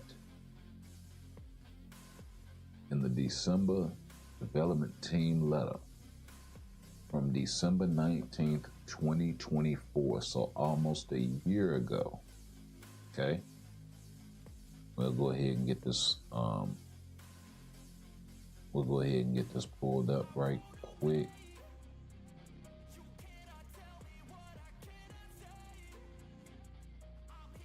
But yeah, in this letter, we've talked about this. If you scroll down, see right here, this is December 19th, 2024, okay? But if you scroll down on this thing, they talk about new PvP content, right? And they were talking about, this is when they introduced the concept of the zombie invasion. We're preparing a new PvP content that offers a different experience than Timeline, Battle, Alliance, Conquest, and other world battle. New concept aimed to allow utilization of more heroes compared to the existing PvP content. Okay, this isn't zombie. This is Team Battle Arena. Okay, so but with the multiplayer game mode stuff, right? Multiverse Saga Emblem Zombie Survival improvements. We understand that the newly introduced game modes did not meet our agents' expectations initially intended for Multiverse Saga. Okay, yada yada. That was the Franklin Richards stuff. We ain't gonna worry about that. That's already been taken care of. Regarding zombie survival, we are reevaluating it to better align with the original vision for multi-play game mode. Okay? We still have not gotten this. Alright? Because originally, this thing was supposed to be multiplayer. Okay? Now, this is why I also say, though, the game modes that people play every day, regardless of what time you want to get on or whatever, always going to find somebody just about playing GBR. It may take a little while to find the connect and what, but for the most part, right? So that's why I say they need to come up with better and more, multiplayer game modes. Zombie survival was supposed to be it, and then hopefully they had planned on expanding on it. They just never got around to it, or have not gotten around to it yet, however you want to call that.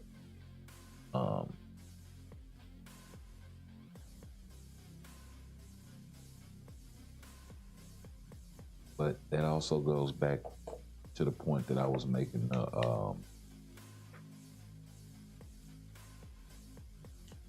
I don't want to keep saying, "Oh boy, my guy," Alfred Hunter, 5955.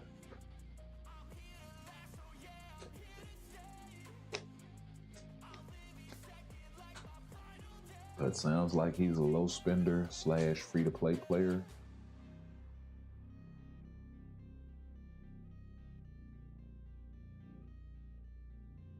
Maybe a moderate spender at some point. But I completely understand where he's coming from when he says, you know, and I'm going to paraphrase this, the steak ain't worth the sizzle anymore. You know what I mean? And they need to turn the hot plate on.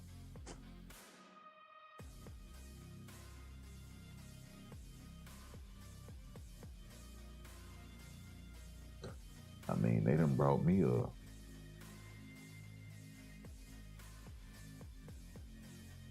a whole enchilada with cold steak in it, and it's not appetizing. He took that joker straight out the freezer and said, here you go. And no, you have to, you know, people, the game modeling, the game modes, all of this sort of stuff is straight. But you got all of these game modes where it's all solo dolo. You know?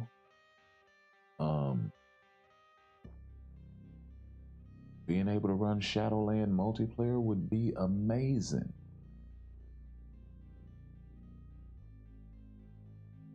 They never thought, like, bro, that would solve so many problems. You could crank the difficulty up. Right. You could crank up the rewards. It would be a multiplayer game mode. You could drag your teammates through. So even if they get choked, they still get the rewards and whatnot.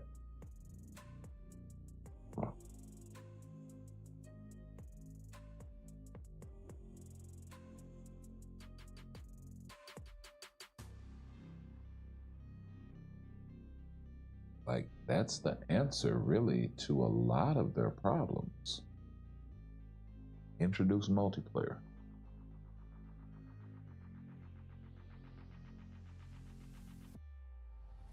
I wouldn't say in every game mode, but there are a few that I could think of that would benefit greatly from that with just minor tweaks.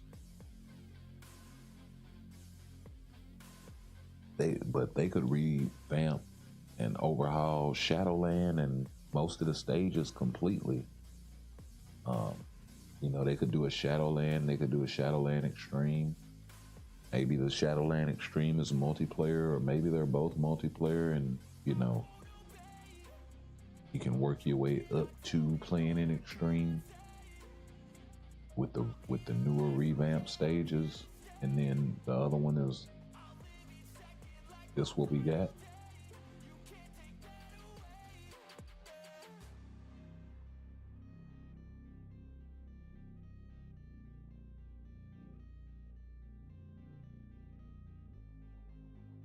And maybe there is some overlap and crossover, but you know, for the most part,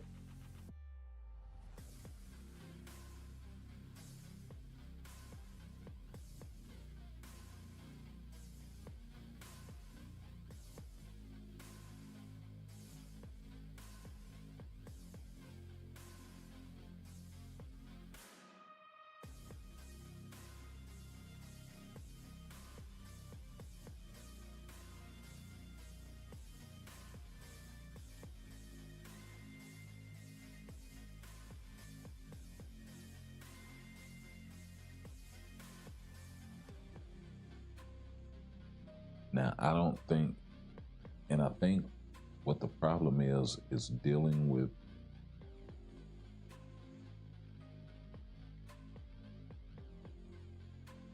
from an implementation standpoint.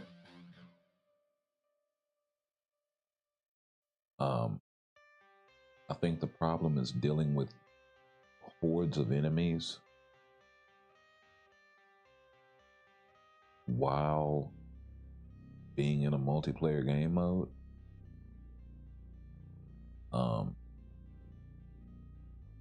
I think that may be the issue.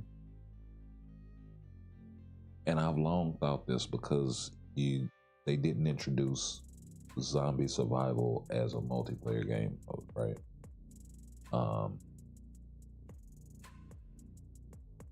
Danger Room, you only had one target per team, but there were 6 people connected to one server simultaneously. So I think that created issues.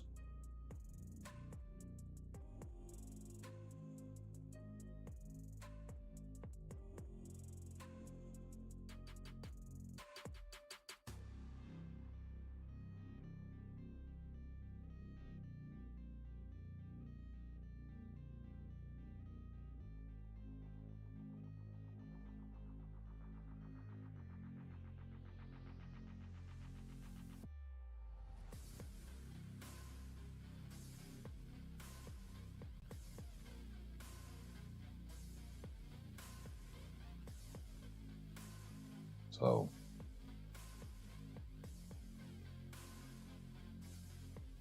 I don't know. It's just a lot to unpack. It really is, and it's a multifaceted problem. I don't think the problem is solely down to PvP, although I think that's a large part of it.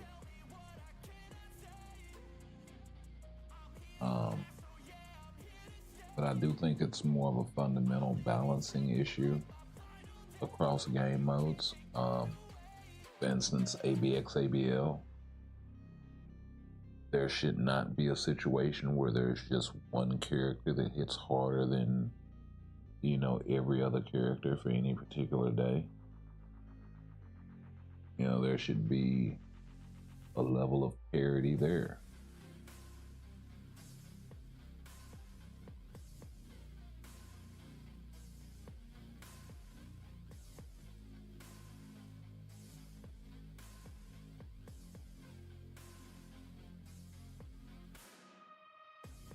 I'm not saying, oh, well, everybody needs to be able to hit the cap. That's not what I'm saying.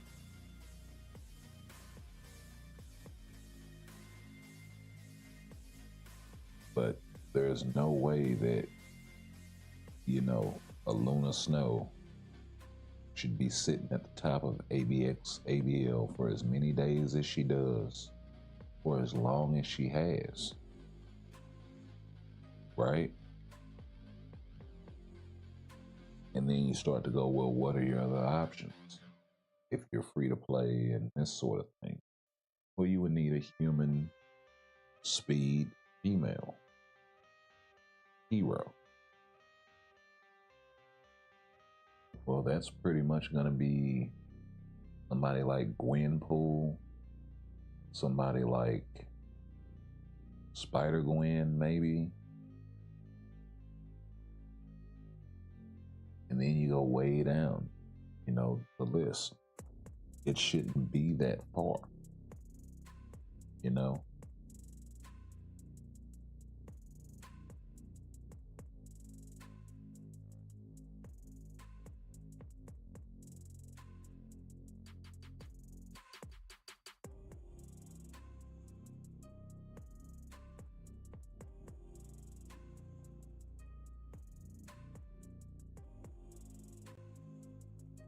Should be much, much closer. And then in terms of no restriction day, it's like, fine, if you're going to have it for no restriction day, that's cool. But then we need to figure out something on these restricted days to where that is kind of broken up, I guess. But like I say, that's more of a balancing issue.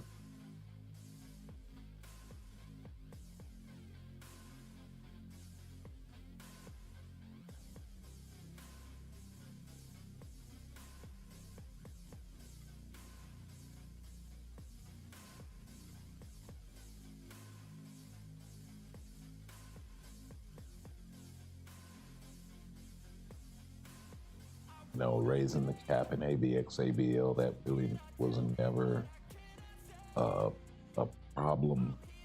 You know what I mean? Or that wasn't the solution for the problem.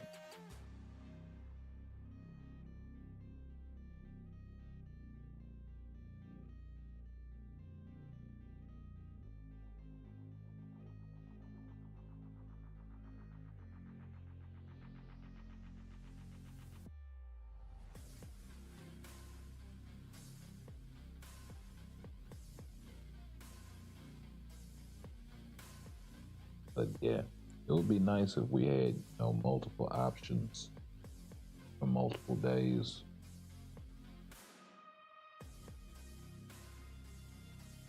Hopefully they'll revamp the ABX does something. Hopefully the Epic Quest is the beginning of them doing some amazing things in the game to kind of, win player loyalty and retention back.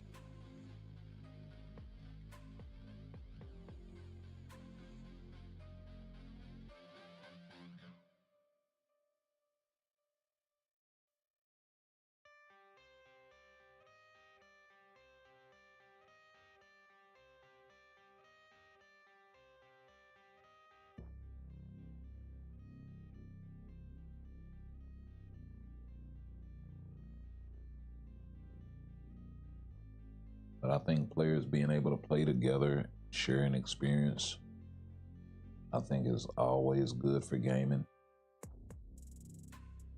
So the more of that we can do in a way that makes sense, to a degree, would be healthy for the game.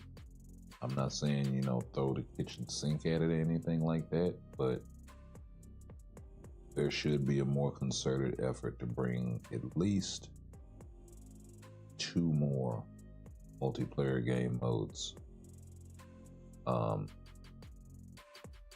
in.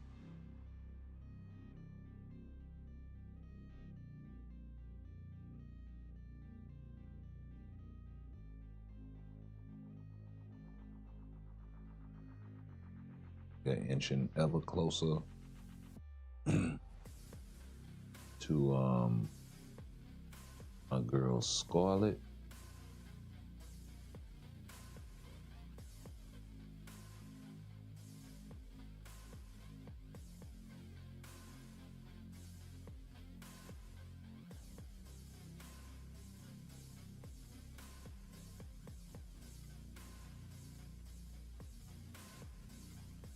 So what do we need? 1,300.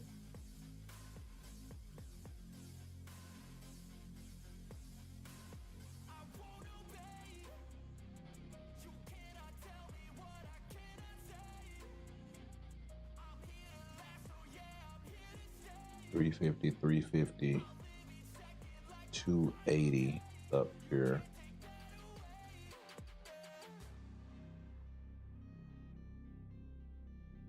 So that's 7. That's almost 800.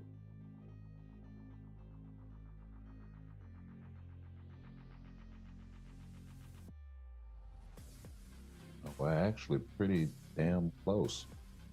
If I can get these last few wins and whatnot.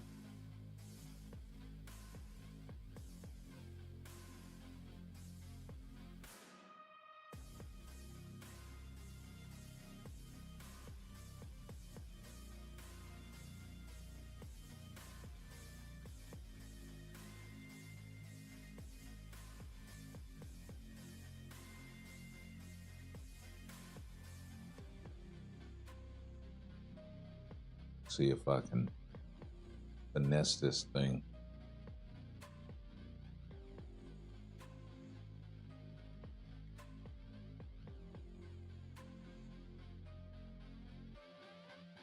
Being able to get another 300 soul of the foul team would put me in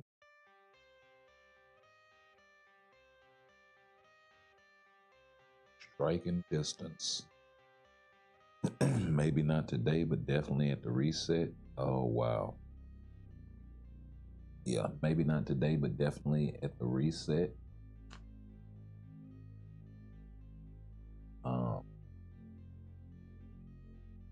If I can get these other world battle victories.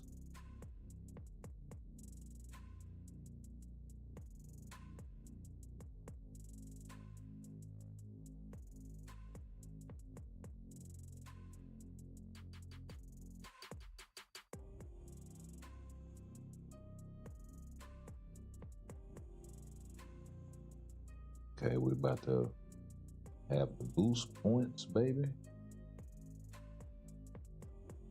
Now, I do think Alex is right when he says not enough people are talking about the game. And that's true, but there's nothing for us to talk about in the game. And that goes back to balancing and parity and, you know, having a need for more than just a smattering of PvP or PvE characters. Fans were absolutely right to revolt when, you know, Apocalypse and Doom and all of these characters came out, you know, half cooked. I mean,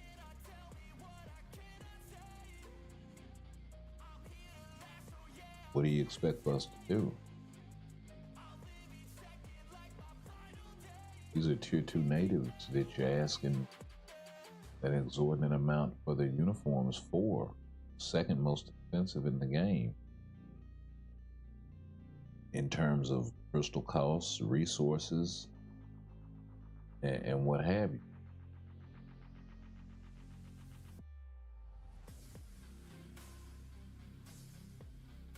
So, you know, when players go, hey man, what the hell?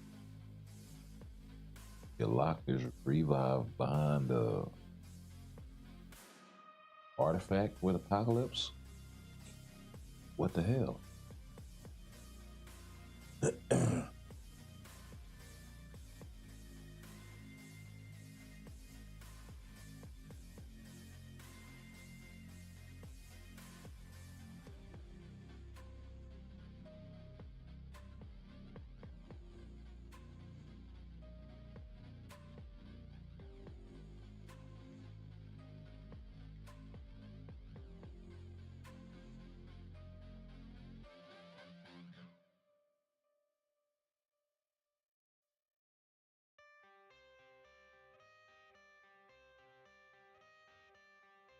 Okay. So the only one I shouldn't be able to get should be the supervillain joint, because it's just wins. So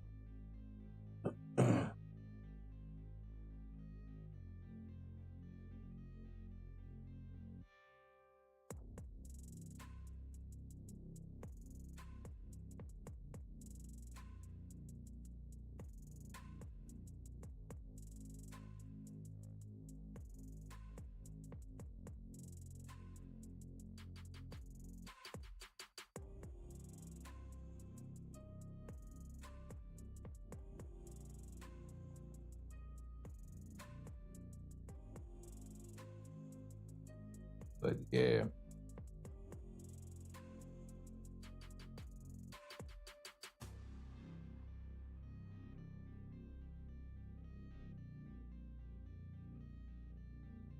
See, with so much, you know, the other thing too that I think kind of hinders the game to a degree is so much autoplay. I mean, you want me to play the game, but the majority of the game modes, especially even some of the ones that matter, or some of the ones that add some variety, so there should be some fun attached, have gone, so autoplay.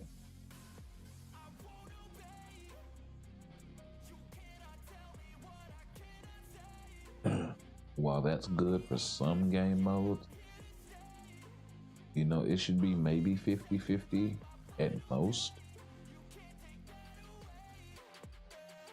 This feels more like a 85-15 sort of situation, because honestly, you have to play World Boss, PBR, and Alliance Battle manually. Maybe Timeline. Everything else, they either take the control completely away from you, or and I think that kind of hurt when the Otherworld Battle came out. I mean, this thing was based on old school Battle Arena or whatever it was called. It would pop up. It was like an event, kind of like World Event, except a lot less frequent. It would drop like every 2 or 3 months or so.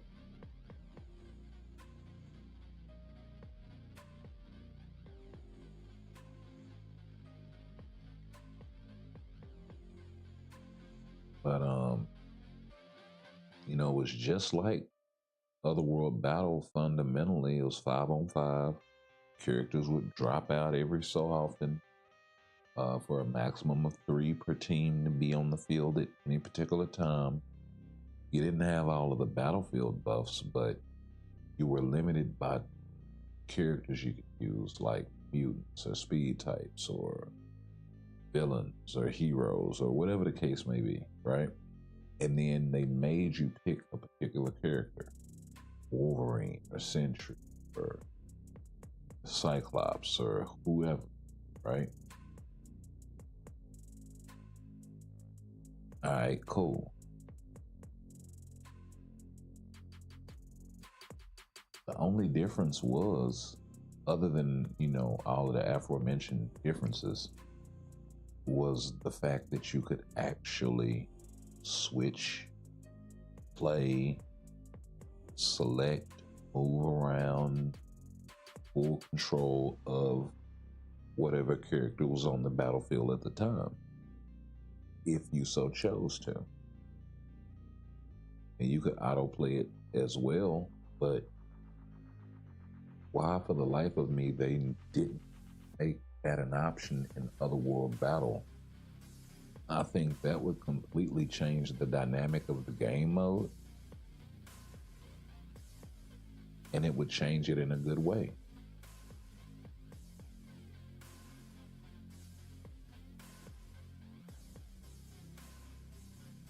That and crippling debuffed characters, like to the point where they're completely unusable.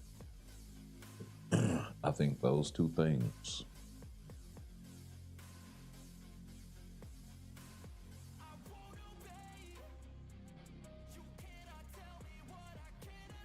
would fix those game modes, because it would make the ban list matter.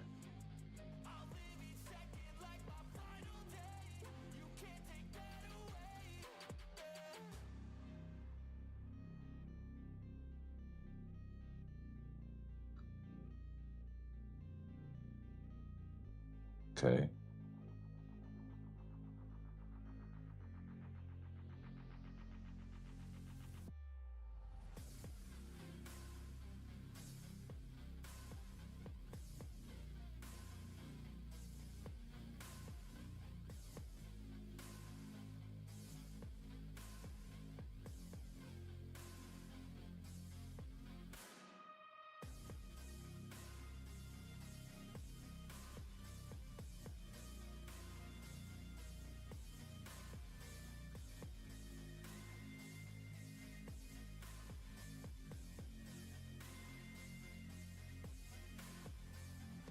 Let's see how this does.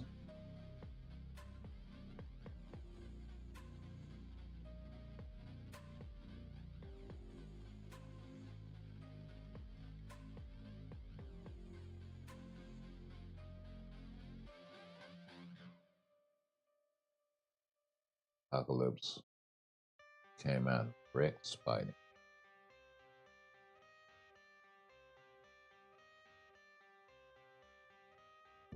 Ooh.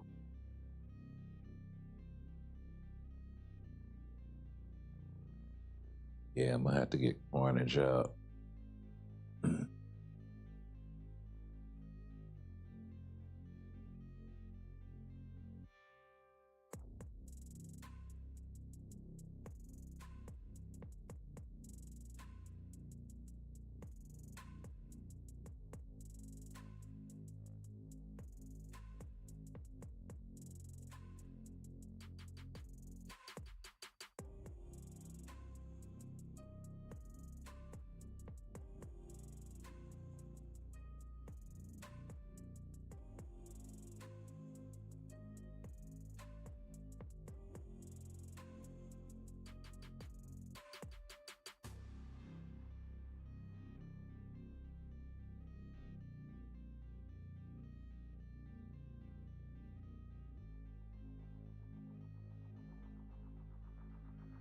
No.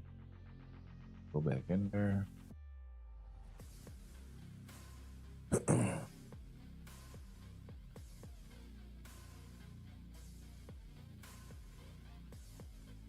See how this does.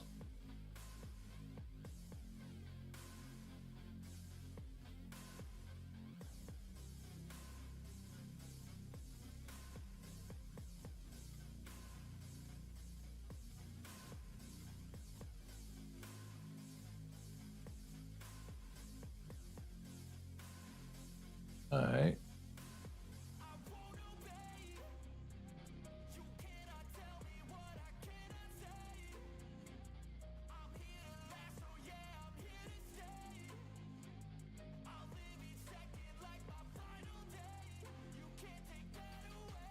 Tier 4 Mephisto might be a problem.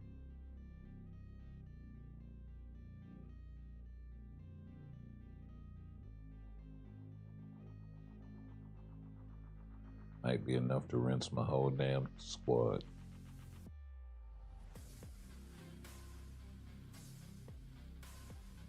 Oh my god, Deadpool came out and wrecked Carnage and Magic too. Okay. Okay. Come on, bounce back.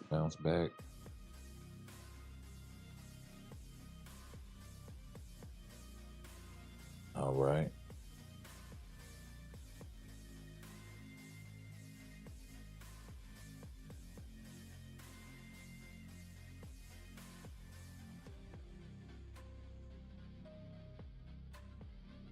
Okay, let's pick that up. All right, 2-piece, nice. Plus the 280, nice.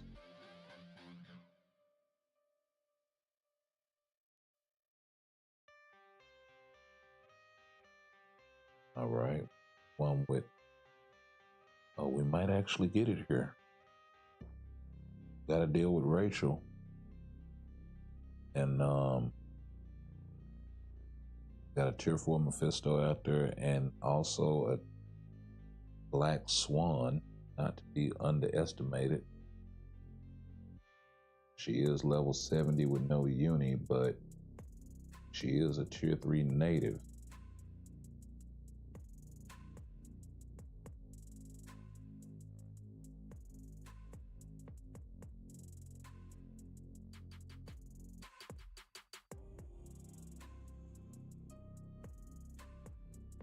So we need 2 universals, surviving with 50% or more HP.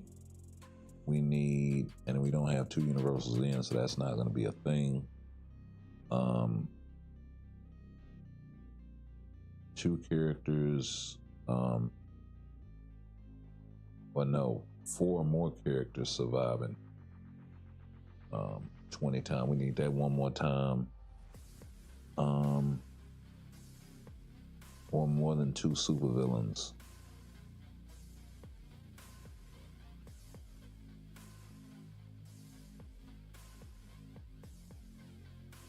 Okay, so I need to.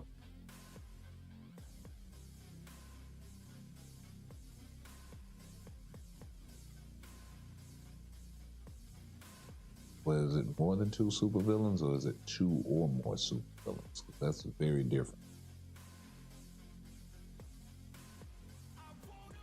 Two or more. Okay. So, yeah, this will work.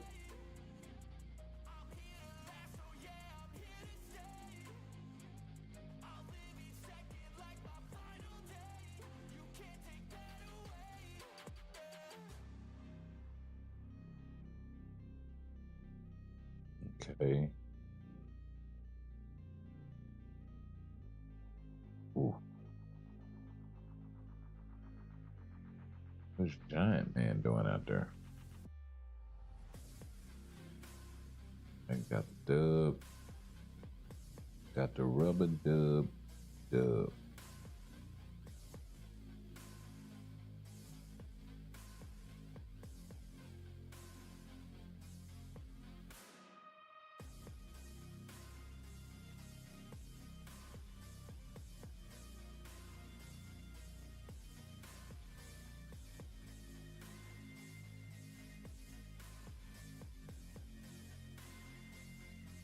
Oh, Genie Gray. Okay. Deadpool was not too difficult. Looks like the Magic's artifact was triggered. Thanos is out of there. Carnage is holding up pretty good. It would have been nice if I'd had one more character survive. I would have had it. But got it anyway from the other angle. So we still good. That's the 350. So yes, sir. Let's go to the battlefield shop.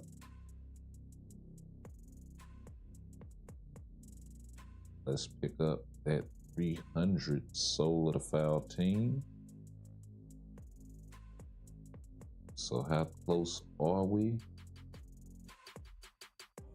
So we will need 200 Soul of the Foul team. So I'm gonna be about 50 or so light when I do tomorrow's GBR run.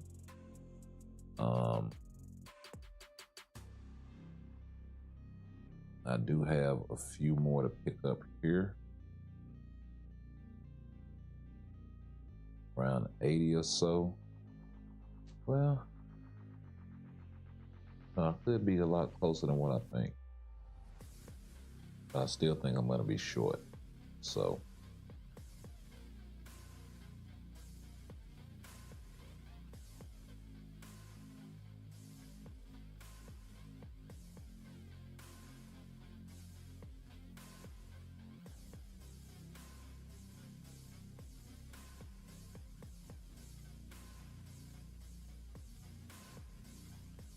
I still think I'm gonna be a few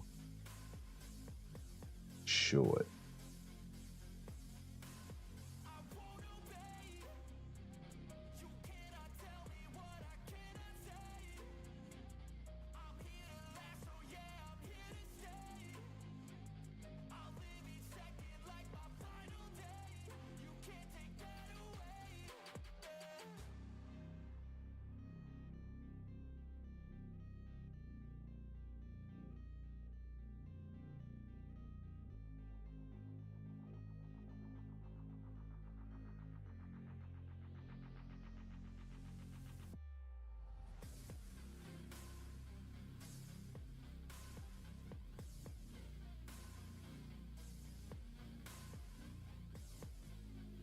Yeah, I think Cyclops is going to be my next tier 4.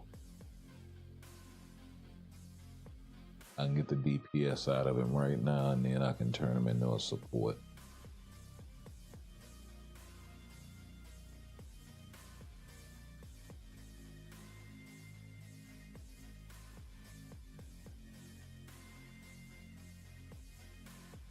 It's just too much value there.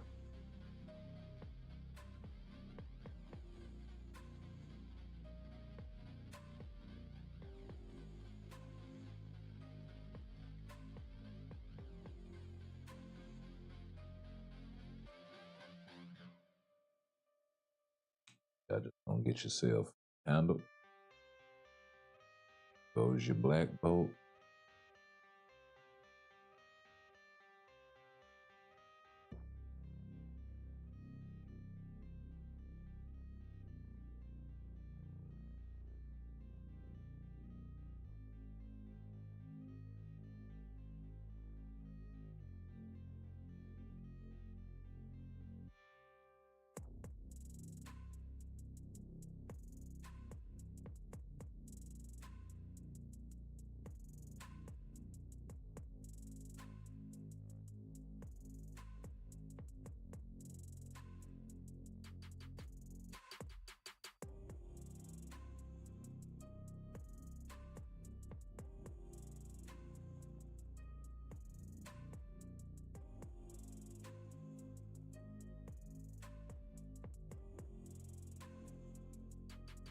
Oh, yeah.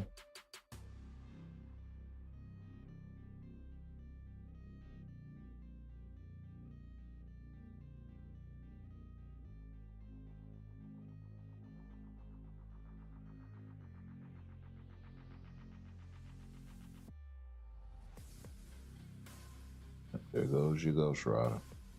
Or maybe not.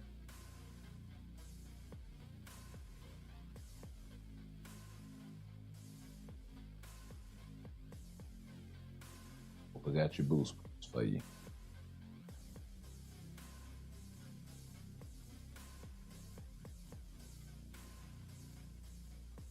Okay, that's an 80 piece.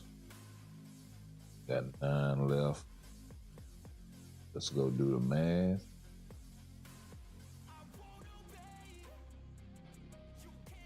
Ooh, you will have the exact amount that was at 241. Yeah, that'll put us at 2050. So even if they hit us with the 150 tomorrow, that'll put us at 22.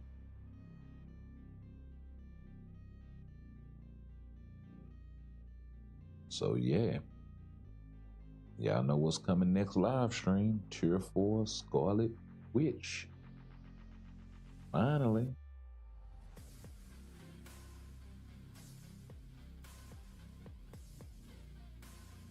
All right, we're gonna put it on some more Otherworld battle right quick while I take a quick break, and we'll be back here in just a little bit.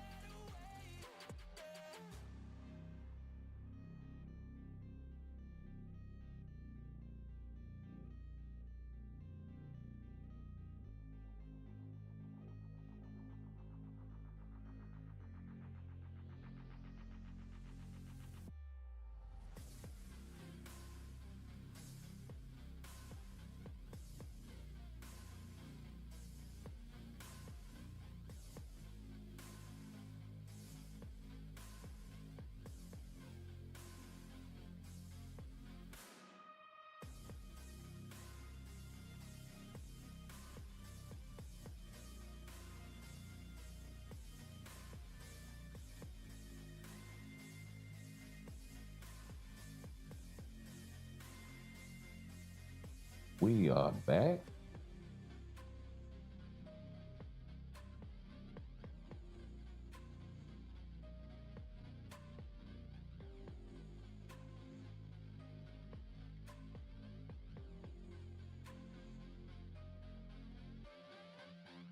Go ahead and mix the music up. We'll let that joke run one more time, and we'll switch it up.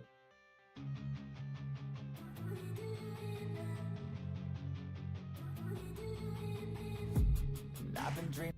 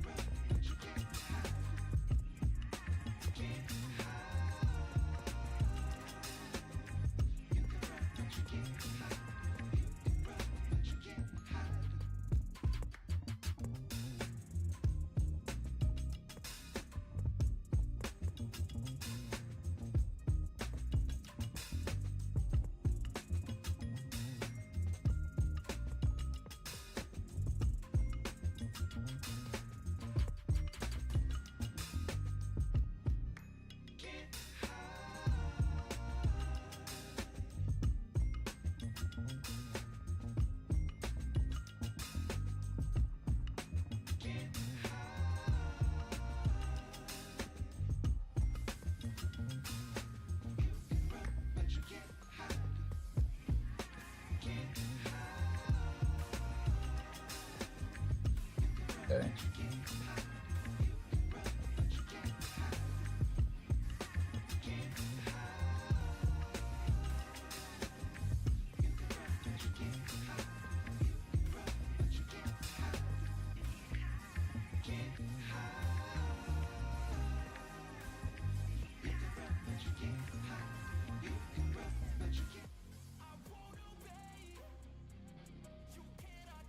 All right. Here we got another joint for y'all lined up. So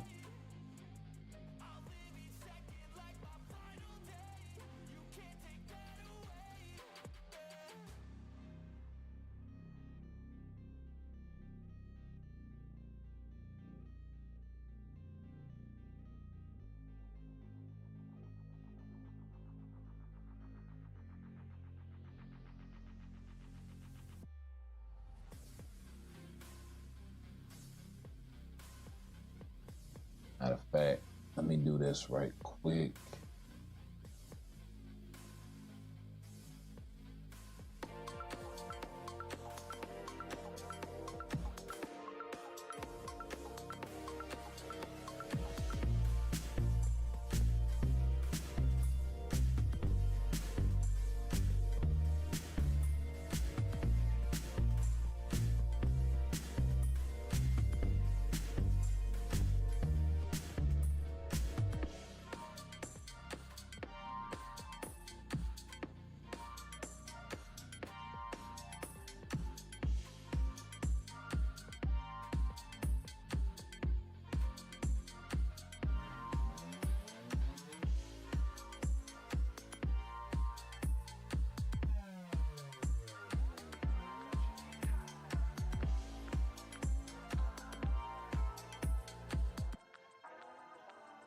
Oh, that's where it was.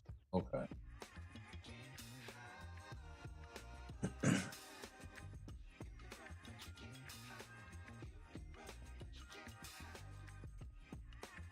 Right?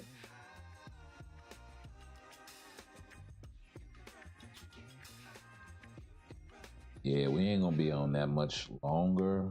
About to be 5 in the morning. So we're gonna pick up that other GBR and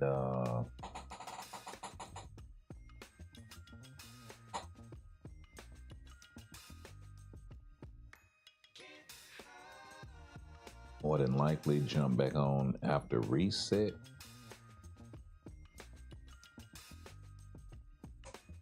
So we can do a little something. me get back over here to this comment board. See if my boy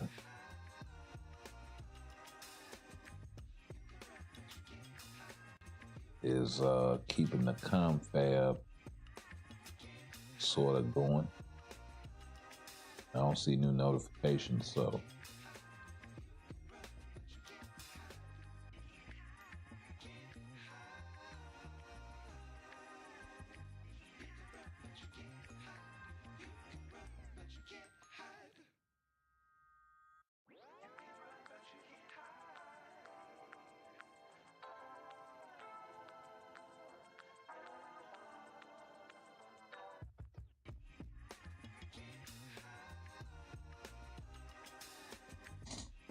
again.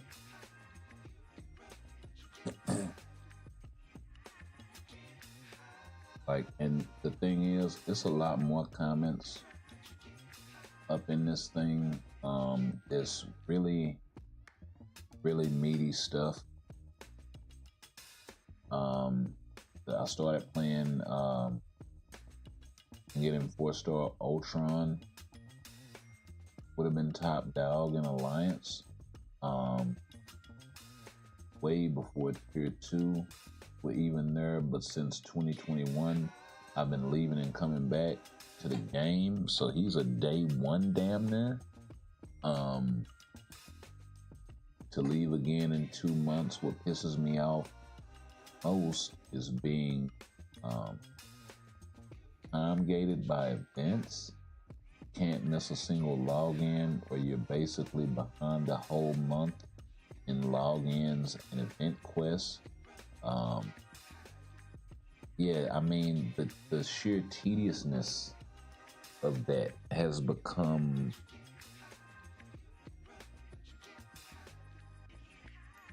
sort of pointless and irrespective of players' time. So that should be one of those things that's less restrictive. I think when they run the events and stuff, I understand they want people to log in, they want people to play the game and all of this different stuff. And yeah, it's just a login, or it's just this, or it's just that. But after a while, bro, it just becomes this chore. And it shouldn't feel like that. It should feel fun. You know what I mean? That's one of the good things I think about zombie survival, is because you got 5 days to get the rewards, and you can get them all in one whop, right? And you're done. So, you know, you can spread it out over 5 days. You can go back and play again if you want.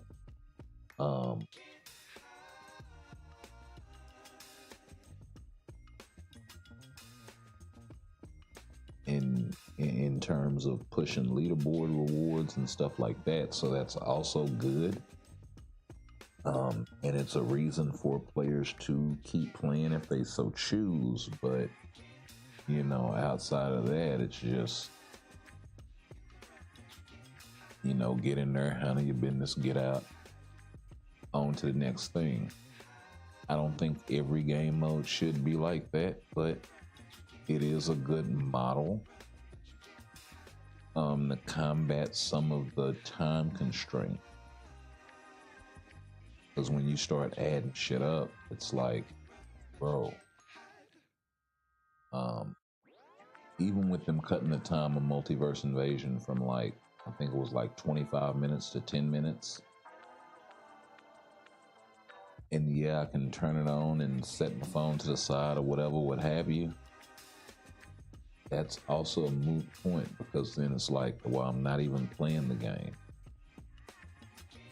You know, in some regards, less would be more. But the whole point of a game is to engage with it. You know what I mean? And the less, yeah, they do all this autoplay shit and then wonder why players don't engage with the game. I don't know. Maybe there's some sort of correlation there. Maybe there's some sort of correlation there. I don't know.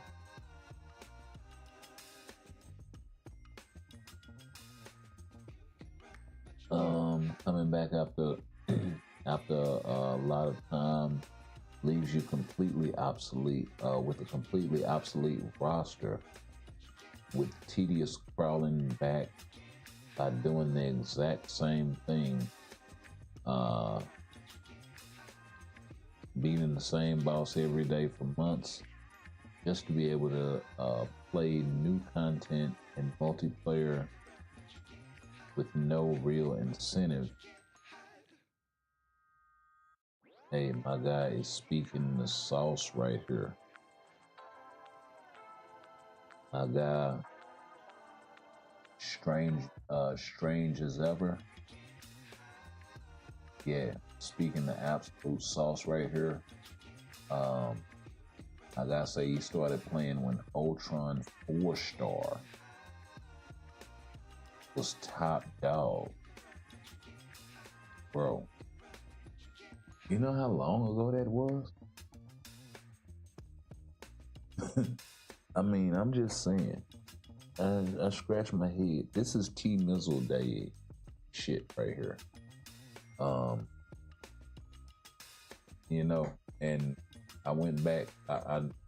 So my story is weird, and the way that I look at games is weird because I'll go all the way back. Let me pull this up. In fact, I gotta switch. As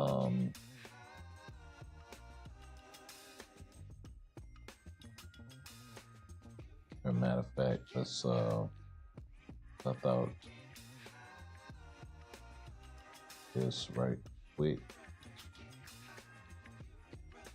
So yeah. See, I thought get that out of there. I'll let your boy. But yeah, I thought, yeah, like I said, he been playing since getting 4-star Ultron was being top dog. Like I said, so T Mizzle was I think the first MFF content creator. I came in the game long after this dude, but I'm a historian to a degree when it comes to games because I like to see the progression in them and all of this sort of stuff.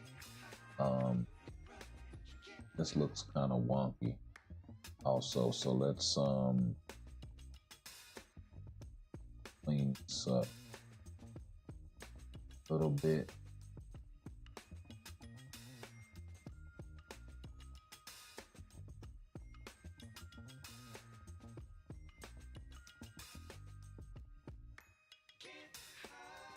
Here, effect.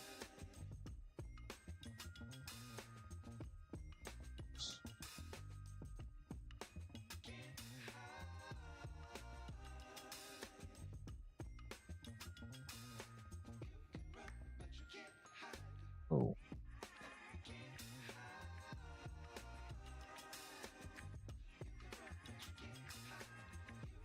There we go.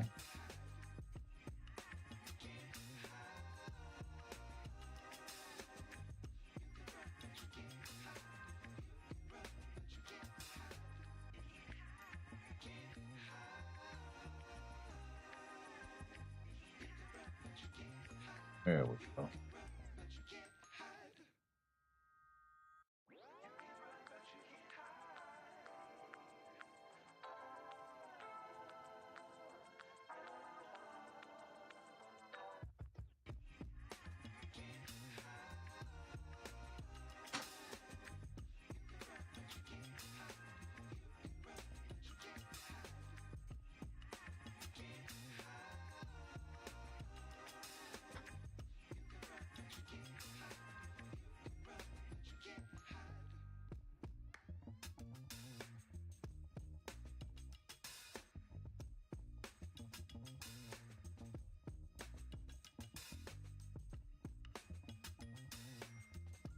this right, and then we can keep talking about it.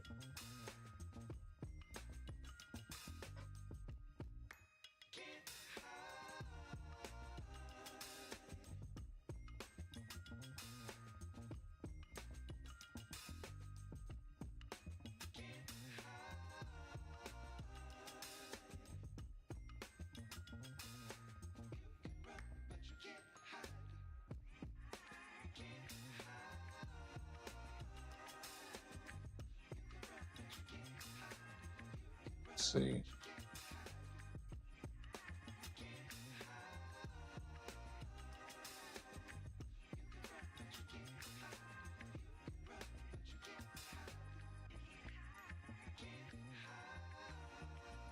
All right.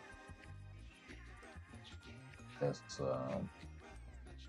probably about as it.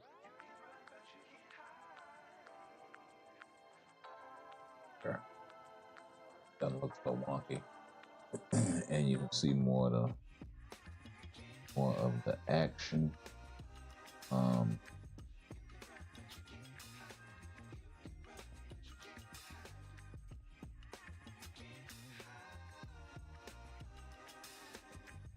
But yeah.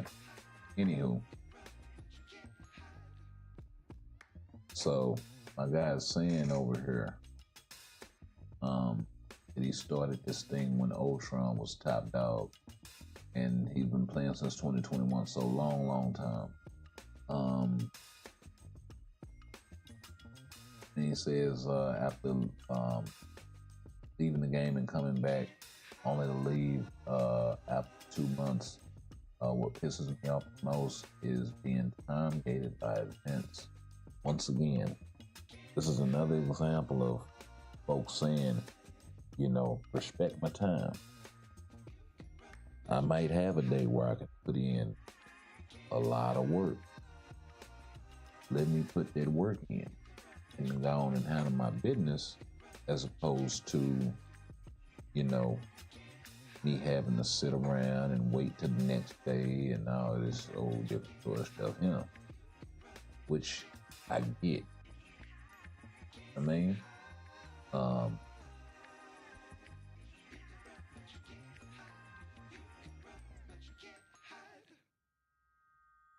let's see here. And he goes on to say, you can't even miss a single login, or you're basically behind a whole month. Logins and event quests coming back after a lot of time leaves you with completely obsolete roster, and it's tedious crawling back in, doing the same grind and all of this stuff. Absolutely correct.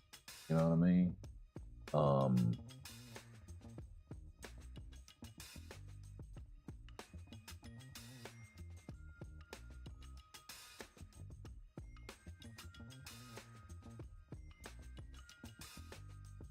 And then he sums it up perfectly.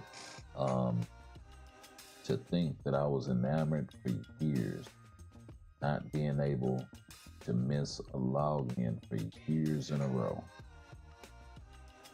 Like, this sounds like somebody that has taken a step back from the game, or probably quit altogether. Or maybe just, plays a little,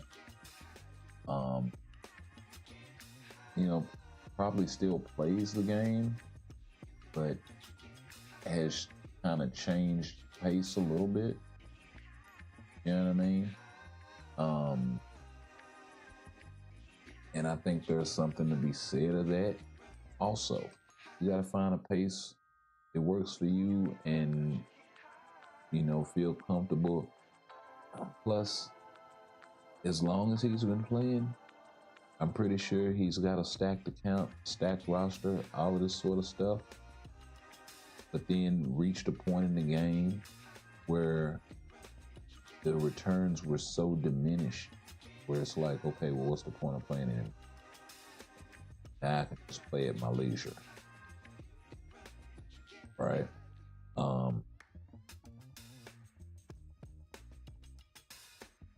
far as having an obsolete roster, that also depends on what you're playing for. You can still do some things, probably at a decent enough clip where you can still get your rewards.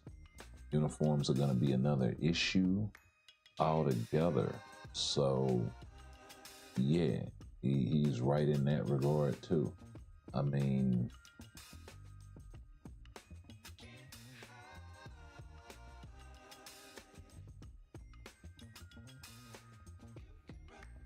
I play for the love of the characters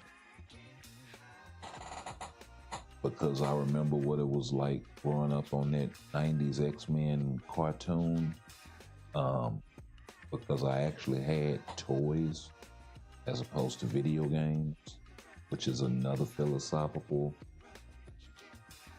discussion, and the reason why I think a lot of this stuff, falls short. I could do anything I wanted to with a toy. In my imagination. You really can't do that, but with an action figure. There you go. This is not a doll. I'm gonna get that. This is not a doll. You call it a doll, you're gonna get fined. The action figure. But yeah. There's something to be said of that.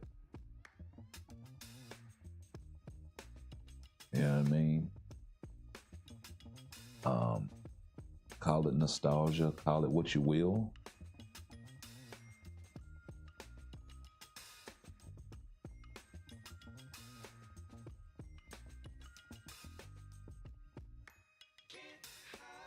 Whereas, a video game atmosphere,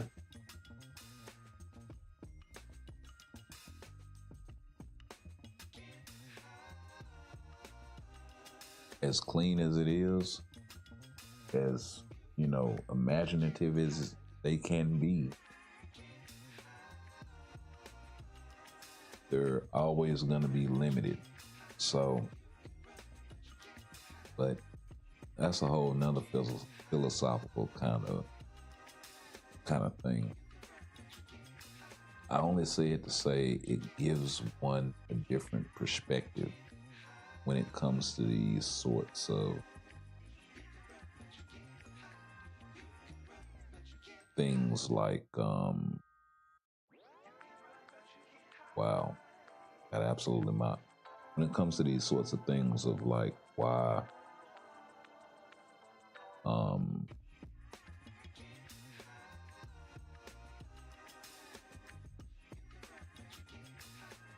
why that passion just doesn't seem to go anywhere.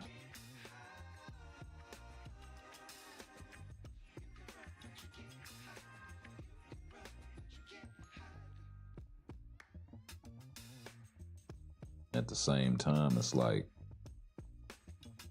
I still don't have to spend money, you know what I mean, to get a level of enjoyment, as long as it's being supported and all of that. I mean, you take a game like this, right? Is kind of in the same realm as a Marvel Heroes Omega. What made that game great was the multiplayer aspect. Same thing with Marvel Ultimate Alliance. What made that game great was multiplayer.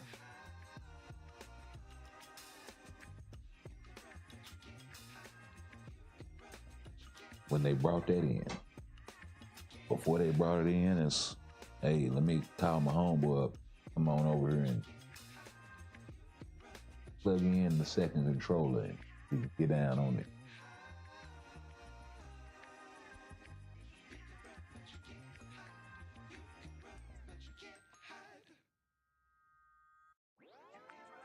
I mean, man.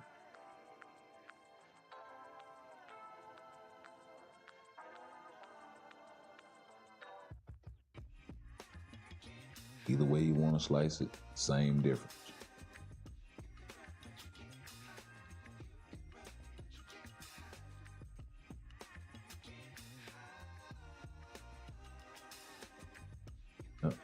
switch before we get the clap.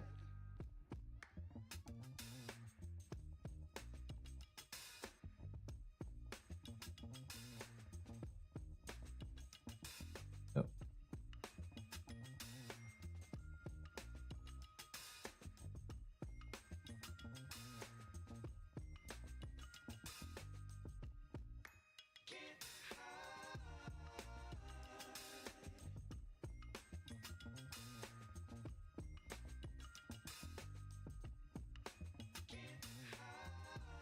Oh yeah.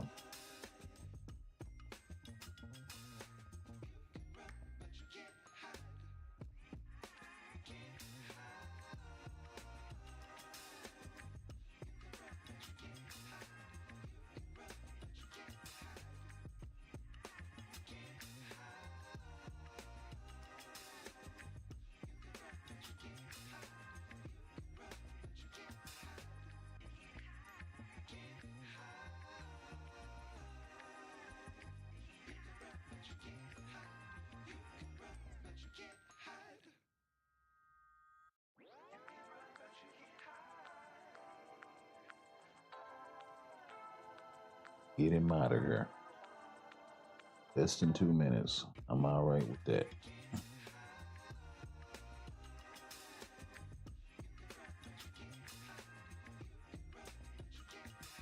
So now,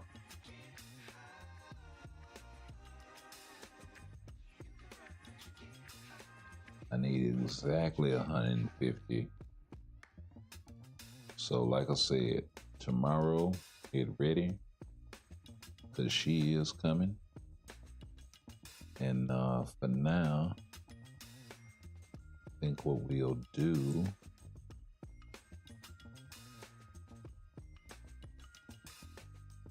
is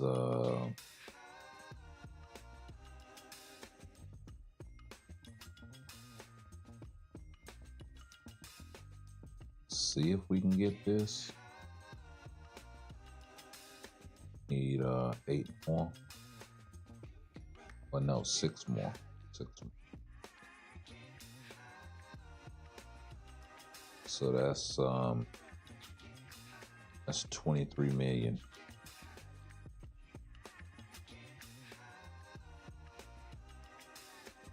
Hopefully we get it.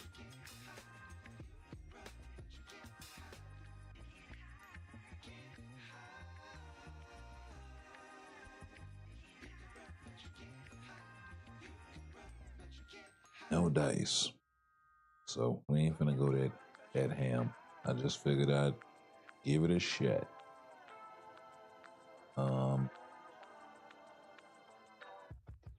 Check the details page.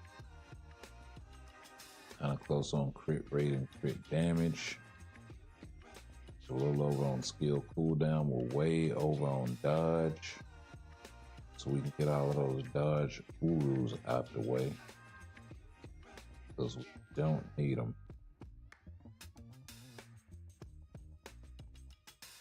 So we'll start here.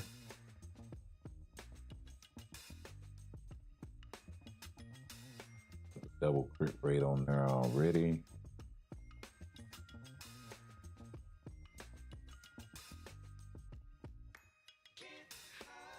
Let's give it that energy attack crit damage.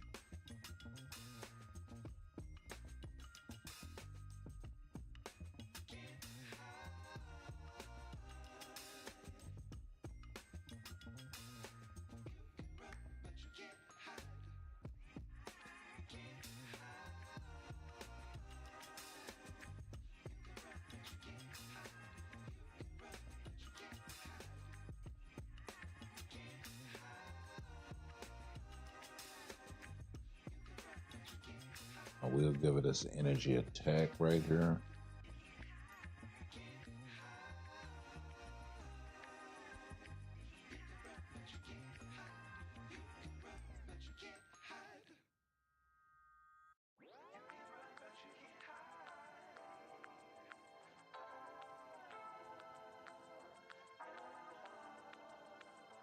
Where's the ignored defense coming from?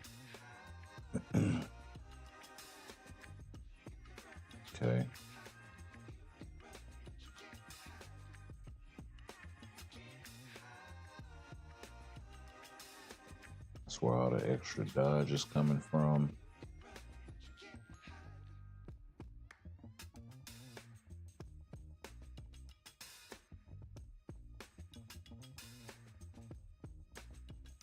Actually might not be a bad thing.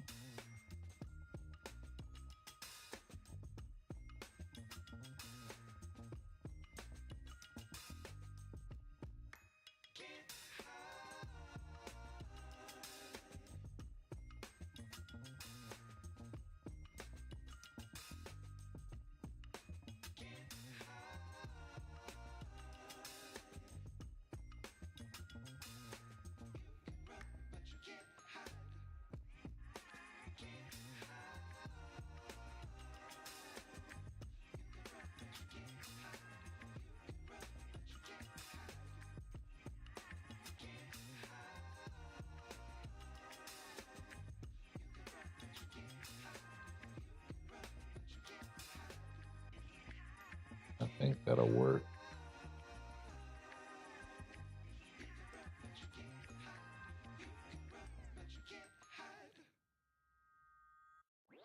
Let's see, when she goes to tier 4, she don't pick up very much energy attack. Only 10,000. Still not 100,000 HP.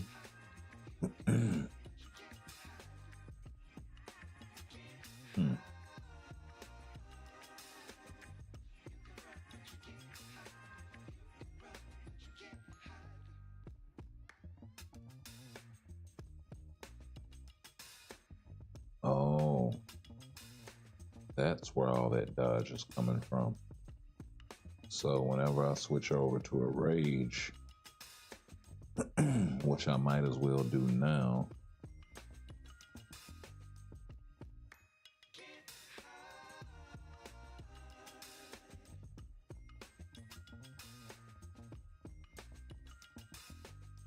that's gonna put her way over on dodge and crit rate.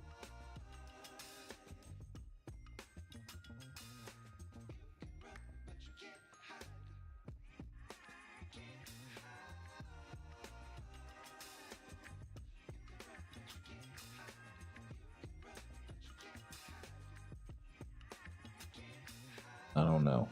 I have to think about it. I'm gonna have to think about it before I just slap a CTP on it. Let her rip.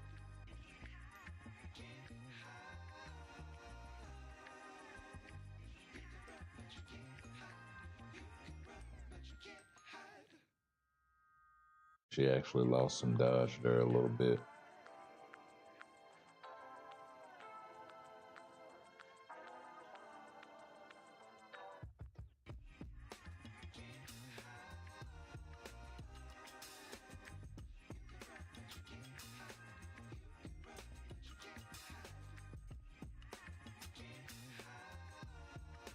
That's near the max. That's near the max. That uniform needs to be upgraded. Actually, that might take my HP over 100,000 when I do. So 2 of those to be taken up. Let me take a look at Storm before I do any of that.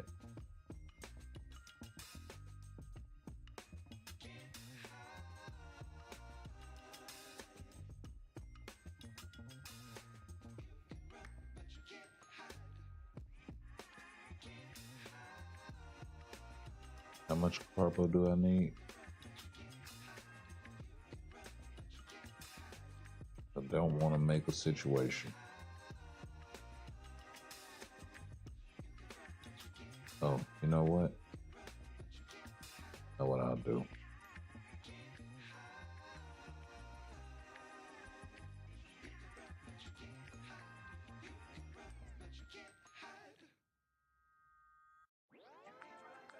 Oh, wait a minute. That's not this one. That's zombie survival. Oh, wow. I'm light. I'm light 50.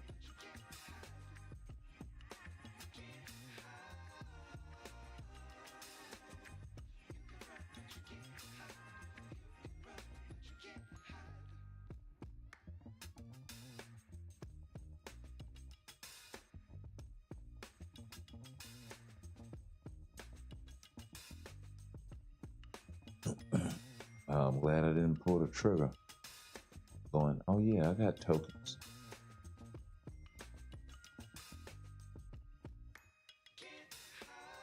Thought I'd been over here real sick.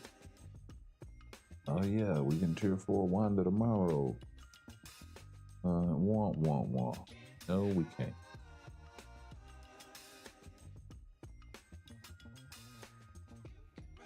Yeah, 191. I need 1400. I got 1556. That was gonna end. Oh, wait a minute. I'm looking at the wrong stuff. No, I'd have been in a worse position.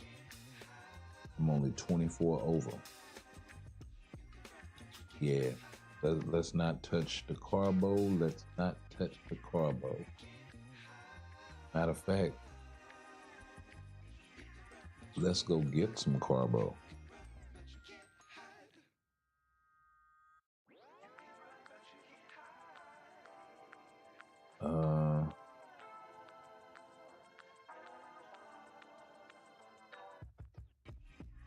Yeah, can do this one.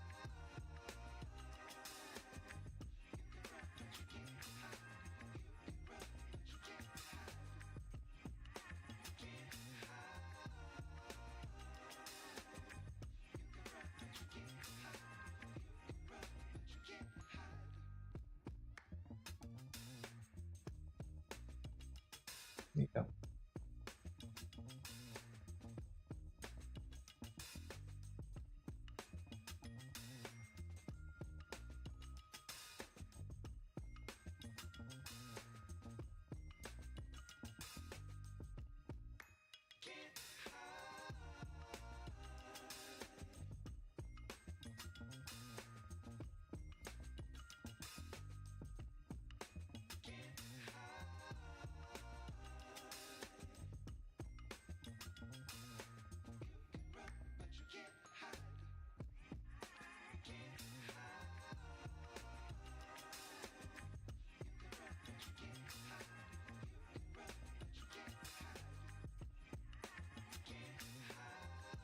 Right.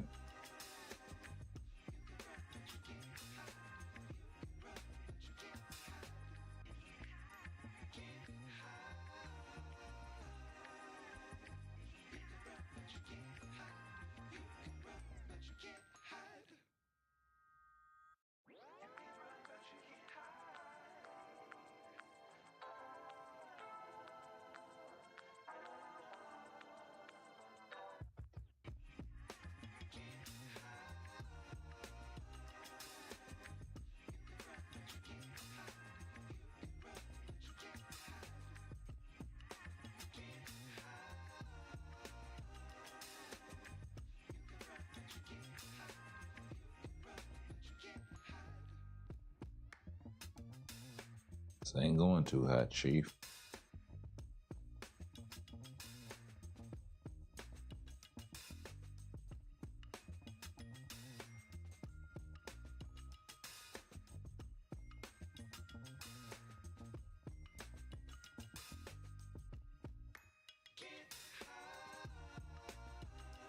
Wow. Got sniped real quick. Let me go ahead and find a squad I can wreck with right quick. Matter of fact, let me go back so I can get the strikers right.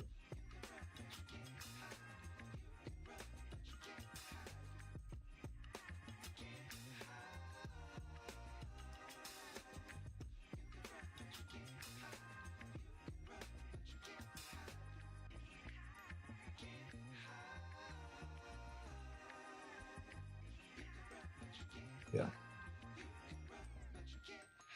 We'll do that.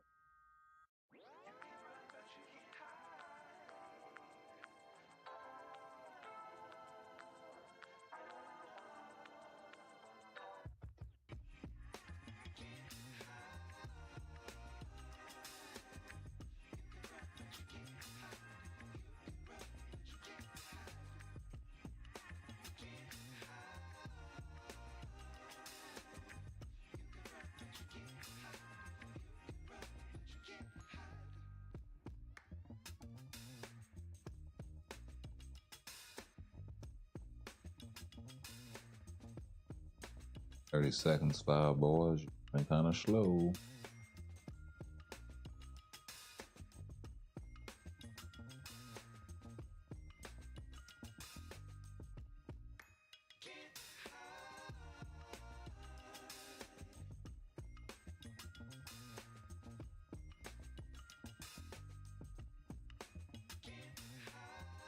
Ten balls, 1 minute, 60 balls to go. Switch it up to Jane, see how she does. Oh yeah. Makeup brown.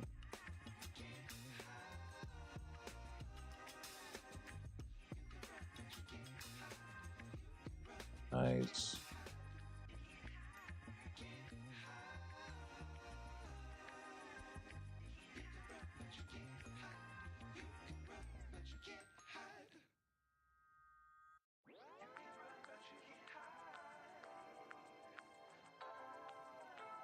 Show paint.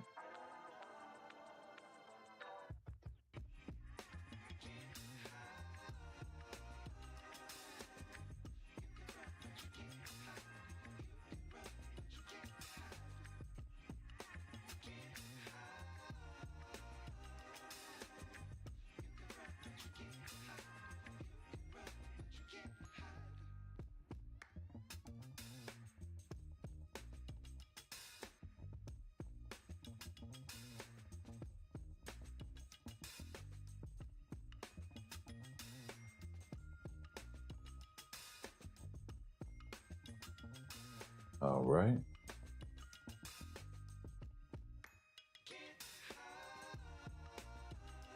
Nice.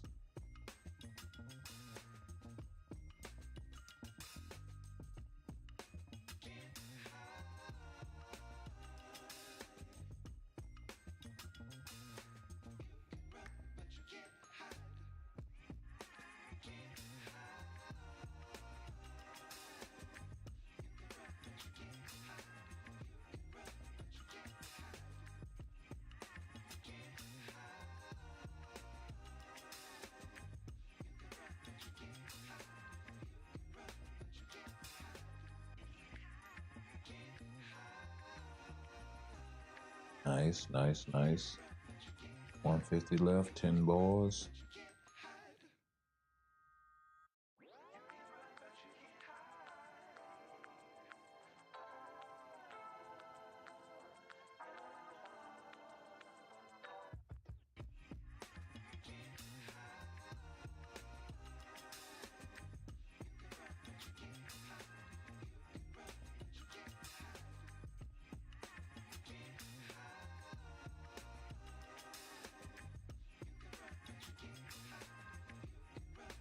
Get them out of that end.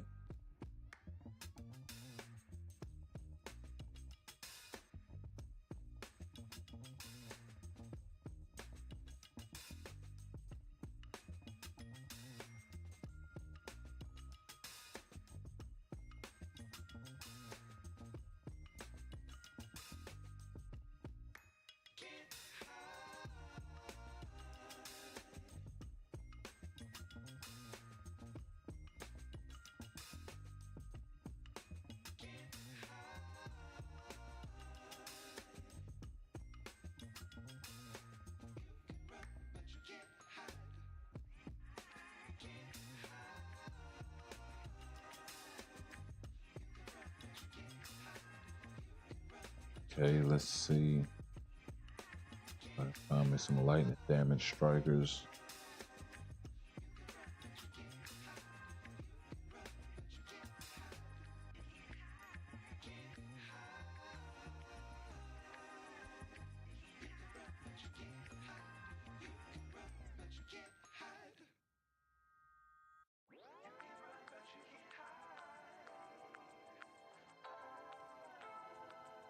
There we go.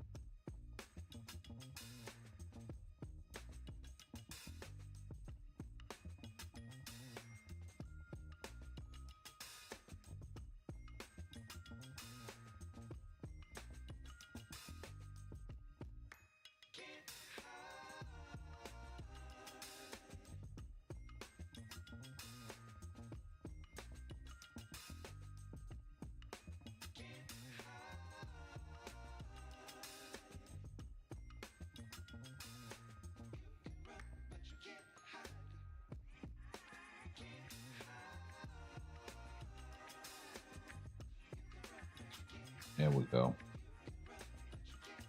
Not bad, not bad.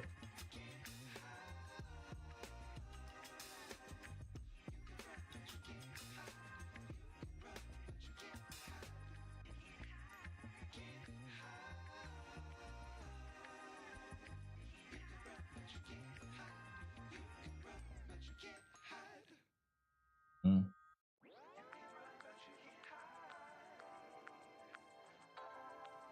33%. All right.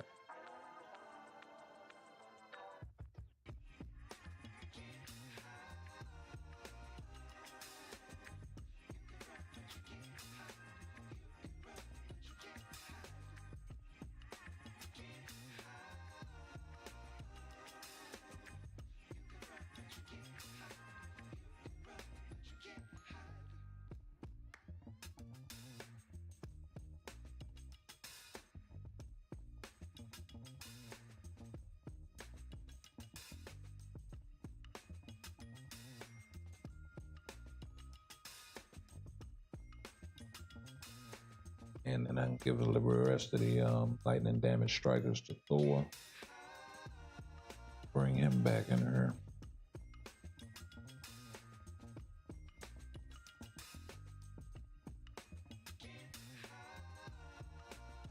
Okay, she looks to be doing pretty good. Yeah.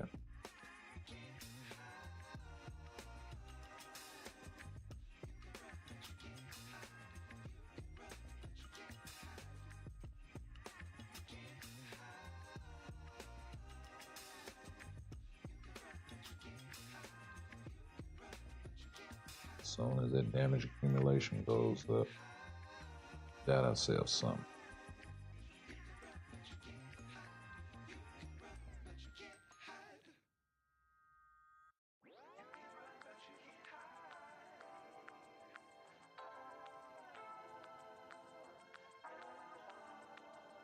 Yeah.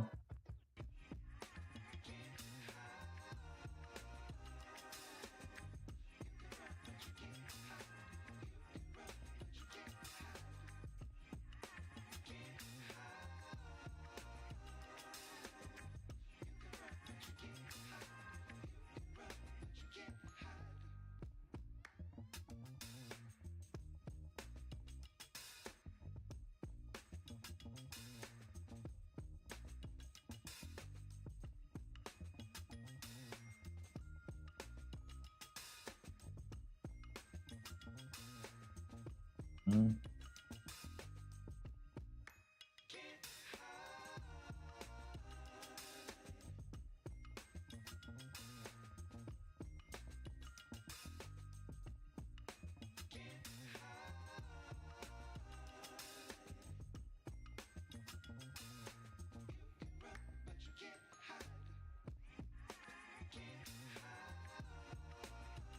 Pop off one time on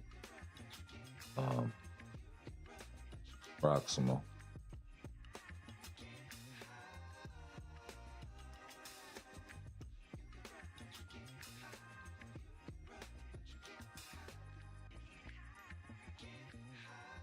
I thought you was gonna run to the top of the screen. Up, up. Movement.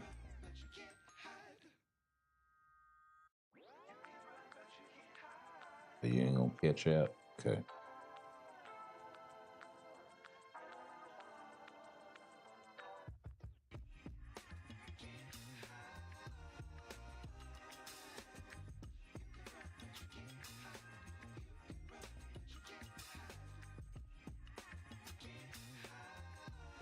Damn storm. With the Rogue 2-piece.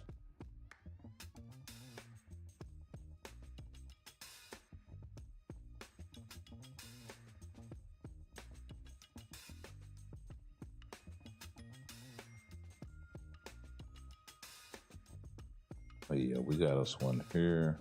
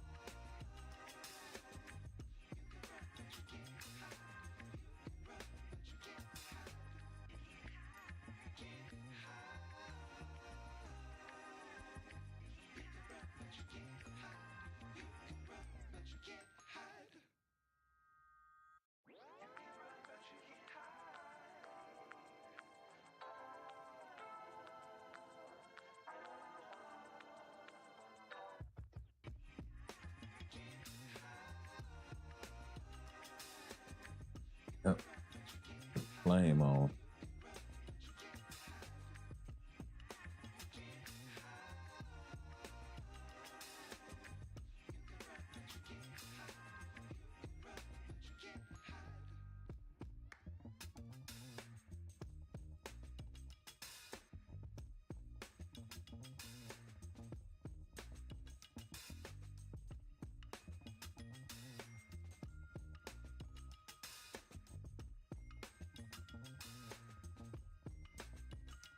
Hmm?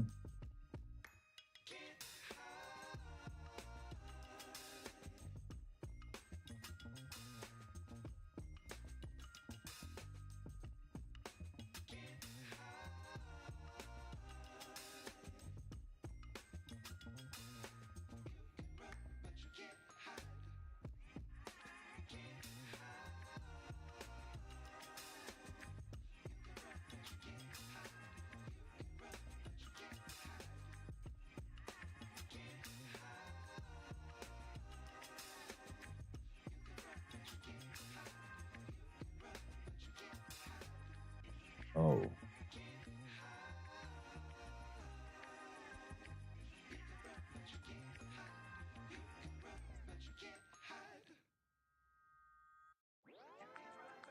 Hold on, I gotta get my licks back right quick.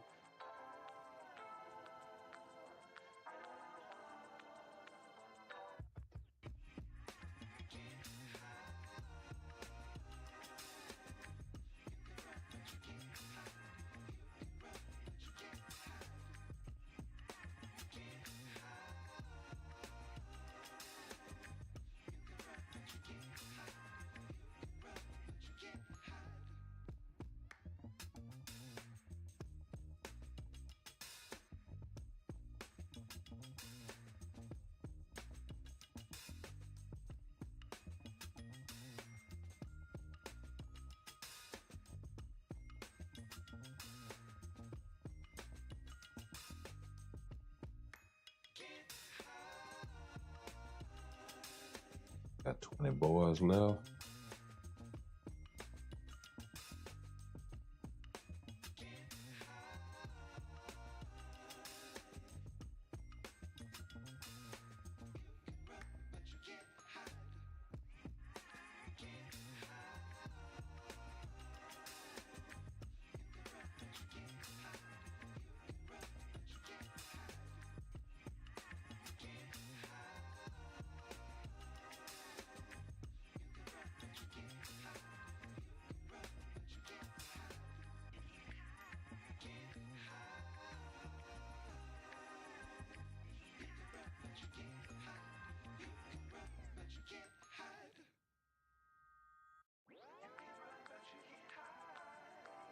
With the bounce back and chop him up and lock him down. The flaming chains from down below.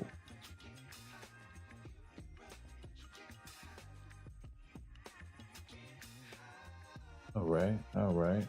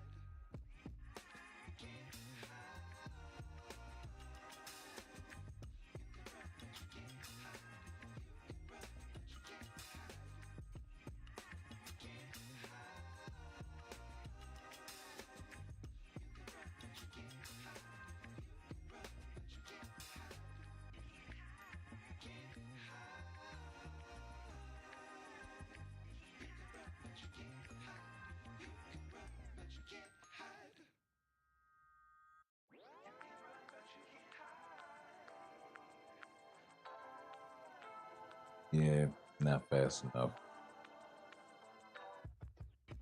Who's the alternate?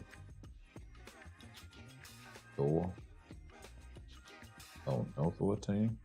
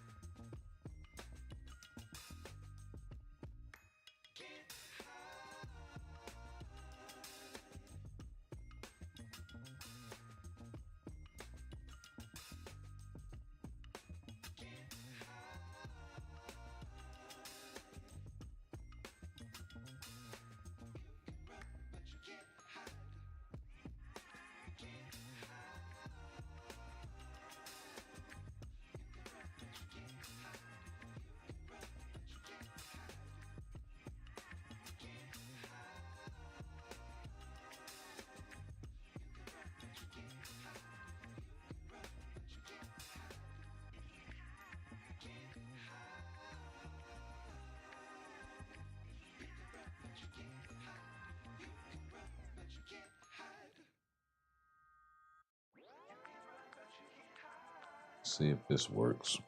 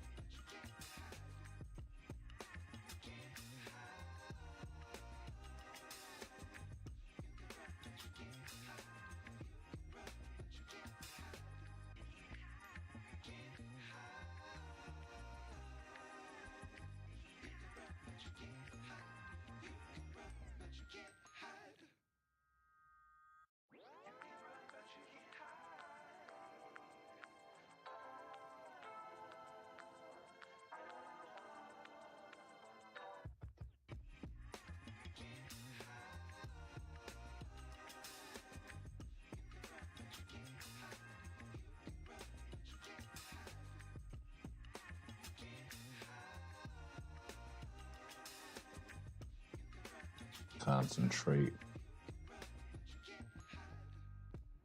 so I can through this.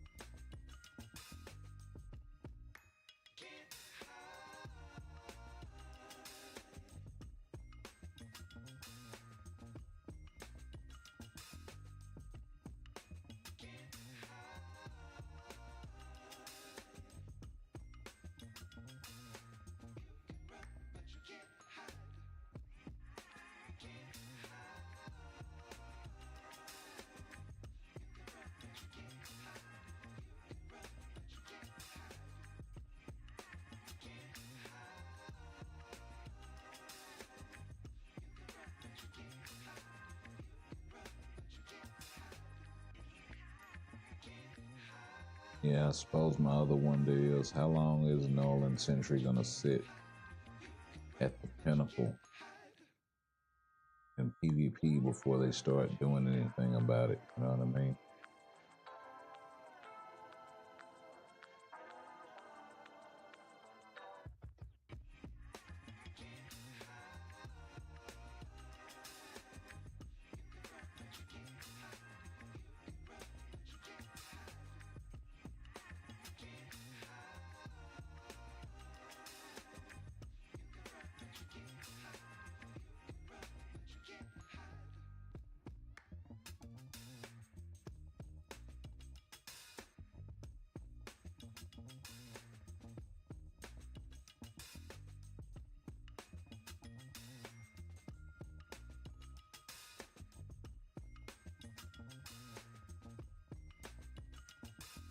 "53 seconds, 7 bars."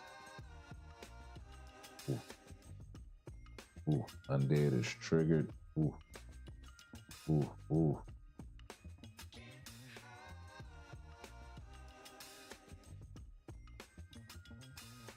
36 seconds.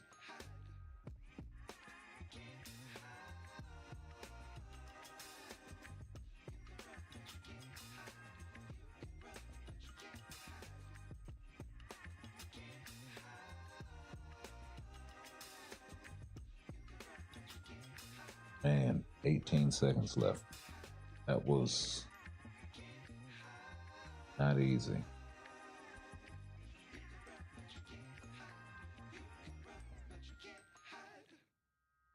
Pretty much had to press the whole time.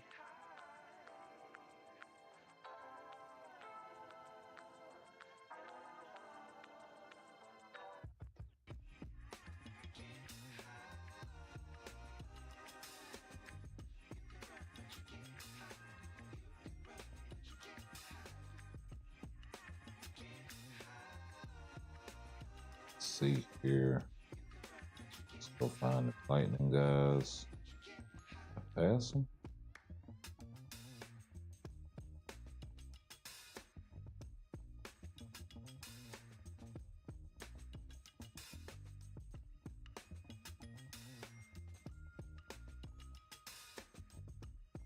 There they go.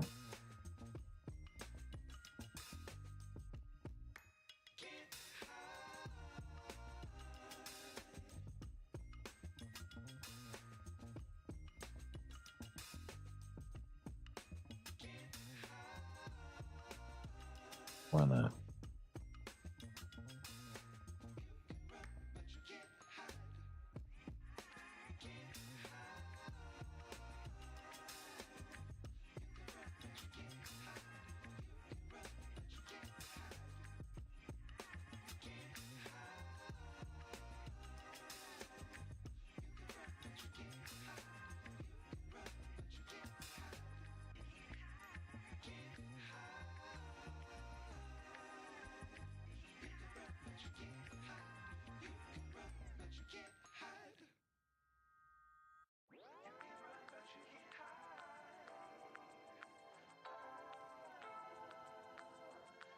Oh wow.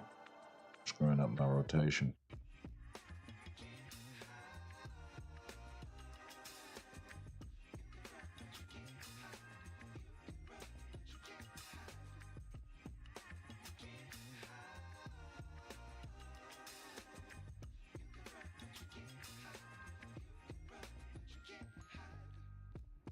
Keep screwing up. He's still not doing horrible.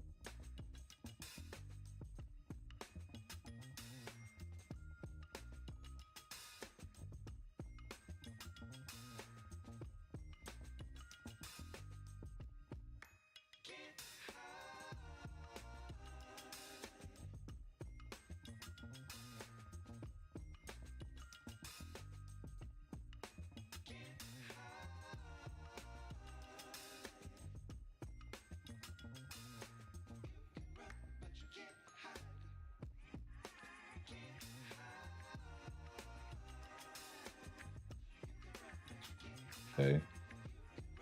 Finally got a decent rotation.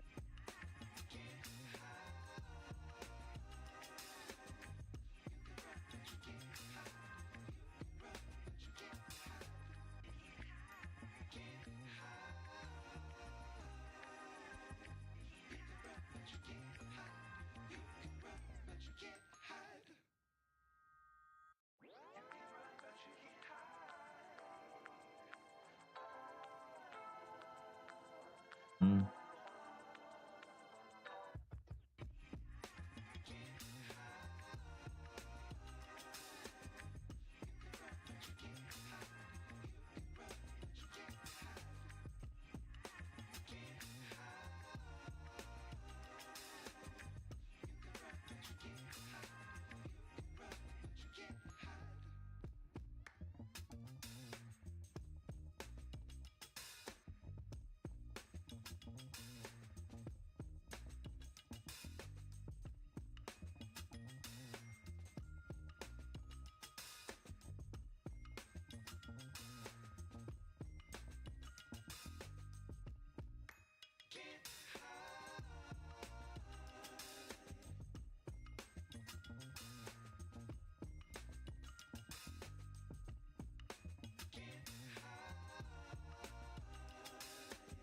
Okay. Hulk's doing respectable damage.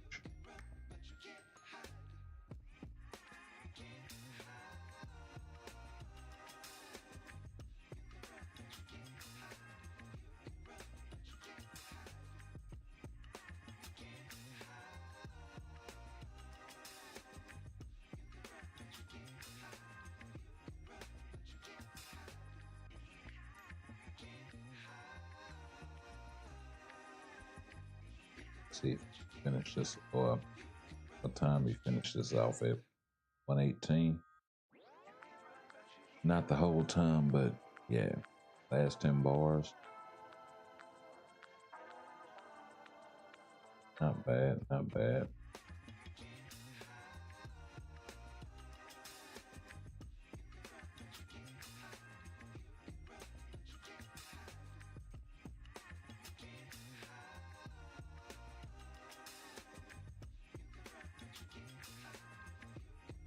$14.70.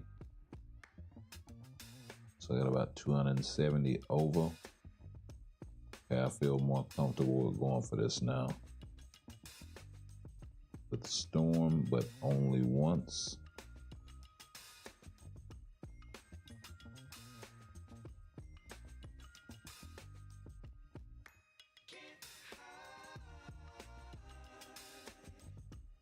At $12.79.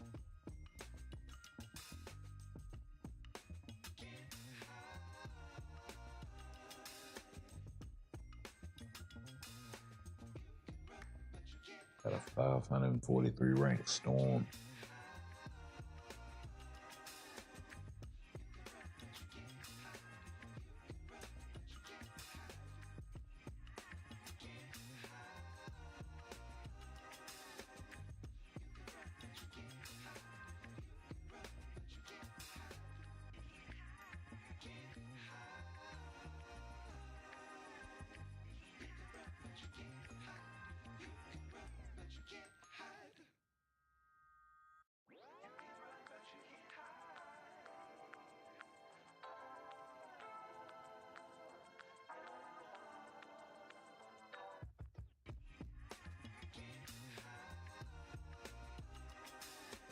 But yeah, we'll be ready to cheer for this girl tomorrow at any rate. So y'all make sure y'all stay tuned for that. Otherwise, make sure y'all sound off in chat and make sure y'all hit that thumbs up. Make sure y'all hit that notification bell, because it does help you, boy.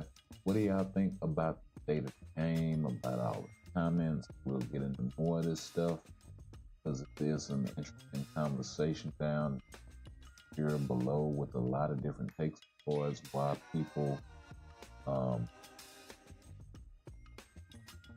either still playing or quit or have come back and left, both kind of in this state of limbo, yo-yoing back and forth in between, finding interest and not. And what do you think the best solutions are? Because I mean, there's really no point in having these conversations unless we can come up with collective ideas to kind of toss at the devs to, you know, let them know, like, hey, you know, try this. It might actually, you know, help with the state of the game and with players' frustrations. Um, a simplification of certain stuff, while it would be helpful, still doesn't solve the overarching problem of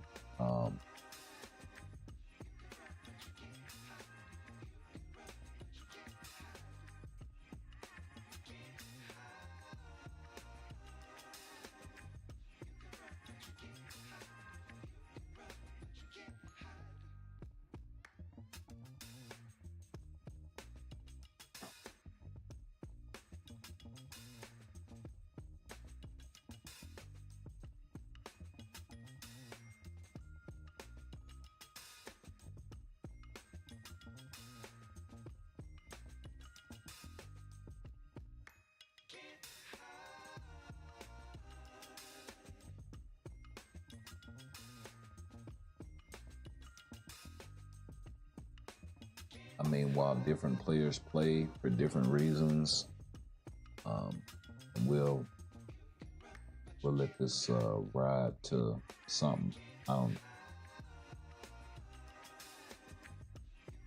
Because I know we didn't do much as far as the game was concerned, but I kind of feel like, it's a worthwhile topic to discuss if people are, genuine in where they're coming from with it.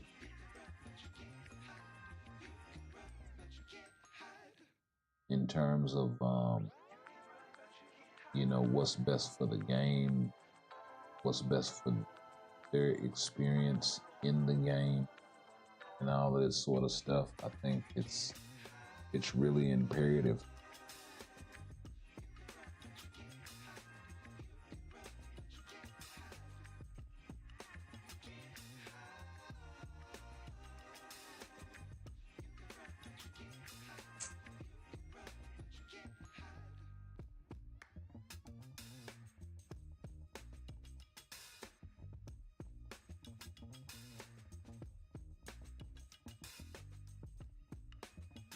Because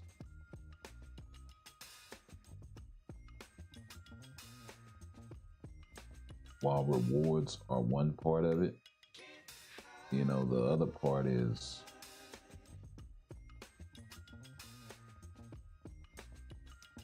it's more to making the game fun than the rewards, if that makes sense. There's more to making the game fun than, or it should be more than making the game fun, to making the game fun than Tier 4.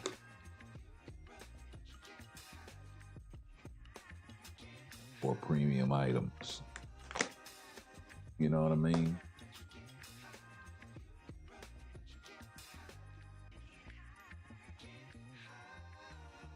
That's where I think parity comes in at. That's where I think, matchups come in at.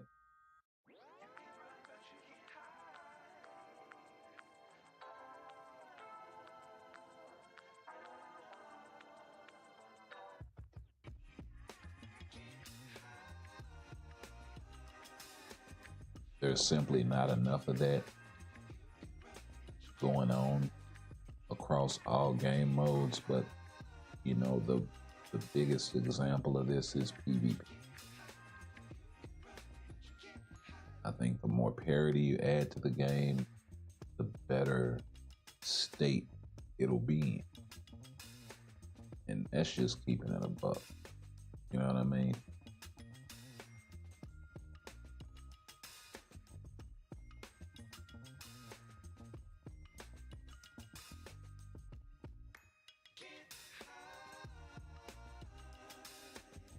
And then you're not just stuck with the same old, same old.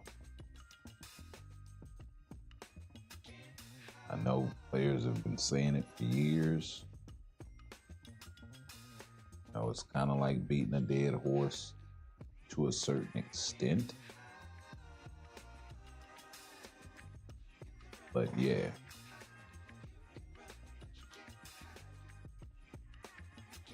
And it's also, if the devs seem to by way of their act, because, you know, I mean, you know, kudos to 3RL and all of them guys. They come and do the live streams and all of this stuff. They're putting these positions in, you know, whatever they do as far as the game is concerned. You know, I know they see it on the live streams when they're reading the comments and going through, and people are telling them, like, hey, you know, personally, I think with the next live stream, folks ought to hit them with the wall of text. Just like, look, this is what the issue is. Parody.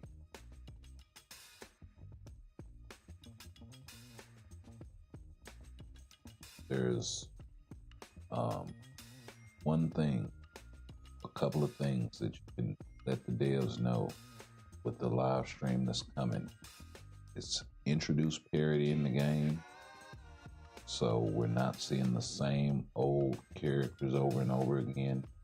They know this. We've talked about this, you know, a lot. But yeah, what's up, Bub? What's going on, my guy? I wasn't about to be on that much longer, actually. I've been streaming for, I don't know, the past 4 hours.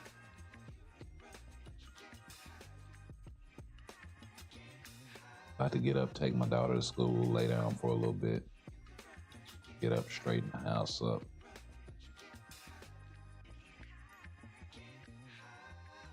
I gotta go get her. Maybe make myself something to eat. Get her breakfast together here in a little bit. But but yeah, man. You should go back and check the stream out after we're done. There's a lot that we were talking about in regards to that last video that Alex had dropped. And some of the discussions I was having back and forth in comments with some of the cats that dropped comments that, you know, were really on point.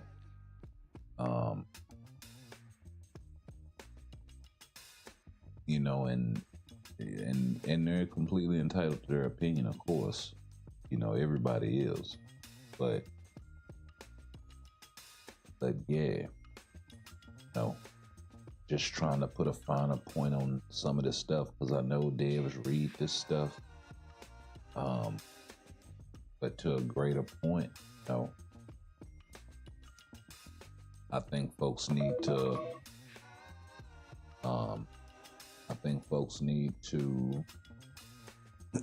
in the next live stream, definitely make it understood that, hey, you know, we need parity in the game. You know, every single team that I've been running across, and you know this, Noel, Sentry, Fisto, Surfer, maybe the occasional Adam Warlock. You know, these top dog metas. Why is it not a built-in counter that's 800 CCF type tier 4 for every single one of these characters? Just saying. It used to be back in the day that made for parity. That made for, you had to do something different. You had to mix it up. It didn't just come with the same old, same old. Just saying.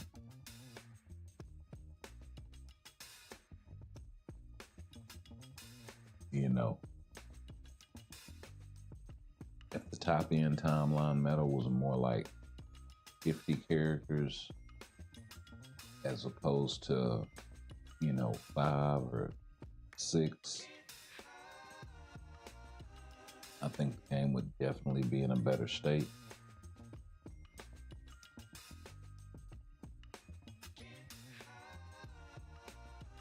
You know, and when I say that, I don't mean like, oh, we need these specific supports to run with these specific characters. To maybe, and they can only kill this one guy. Like, they were going in the right direction with the Fantastic Four team. They should have, one, made Franklin Tier 4. They should have made his artifact, not saying Tier 4 native, but considering his cost, you know, they should have made Tier 4 available to him. And they should have made that artifact for 7 seconds. I mean, if you're going to balance it, balance it.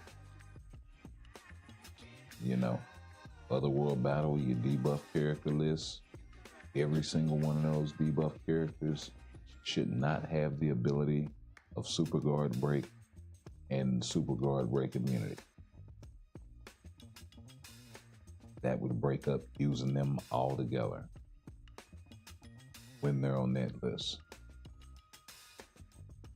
Because then you can't just sit up and lock characters down. And it wouldn't be that difficult of a thing for them to implement. You know, these are existing systems in the game that, I mean, they nerf HP easily enough. You know what I mean?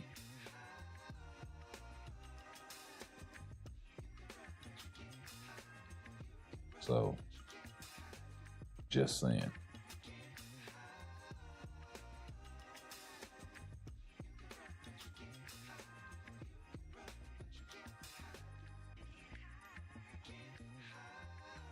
Talking about a matter of turning something on and turning something off for a specific game mode. I don't know what's so hard about that. You know what I mean? So yeah.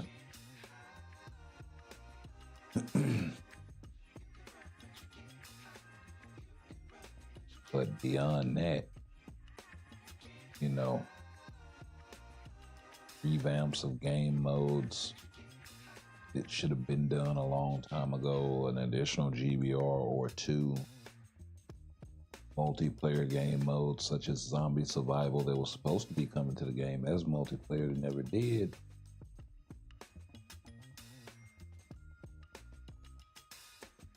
It never did.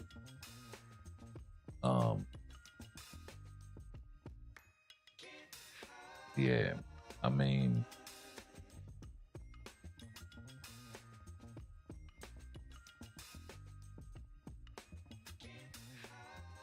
you know, you couple that with the lack of any other multiplayer game modes on top of that they could have been rolled out.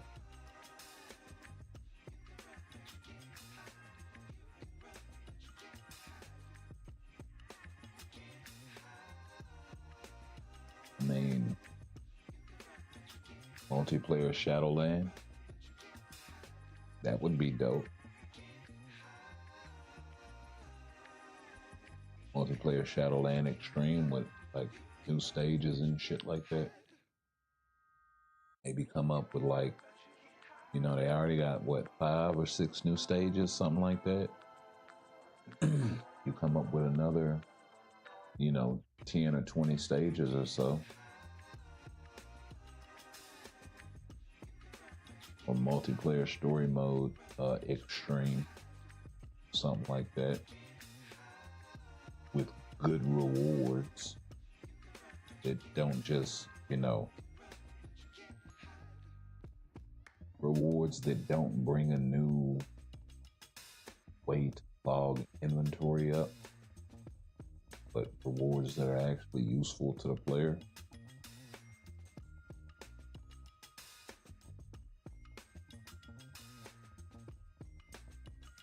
And they are doing a little bit to mitigate as far as giving us places to farm crystals, which is good.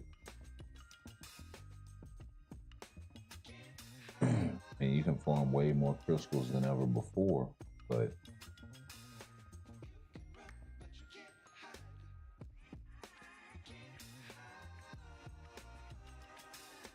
you know, it's only so much they can do as far as like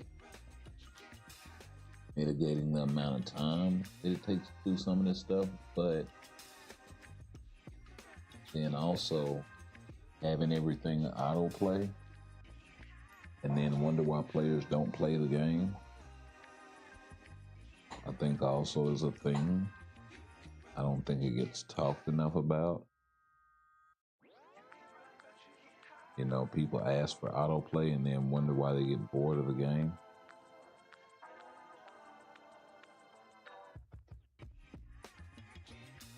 Doesn't make much sense to me, but well. But anyways, I'm gonna go out to opening this rift, and you know, you can jump in there and do your thing. I'm gonna go ahead and let this thing here ride out. Y'all like, comment, share, sub. Let me know what y'all think. Go back and check out the beginning of the video, because it was a lot of interesting stuff that we covered. We kind of been all over the place. More hints that the epic quest is possibly going to be Galactus as well in there. So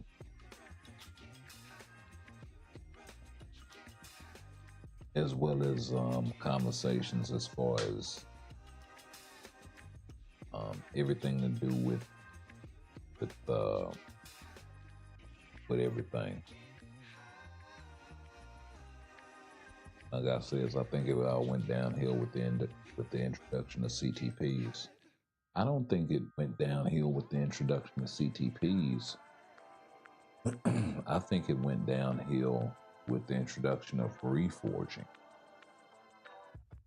because that just created this huge chasm between spenders and non-spenders, and caught up in the mix and all of that are mid-spenders, right? But you spend enough to where, yeah, you can climb, but then it's only going to take you so far. So it's like you're in this sort of limbo, and you got all of the myriad of players that's in between that, right? Those in the middle of the road, sort of. And you're gonna have that in every game. I mean, that's the nature of things. But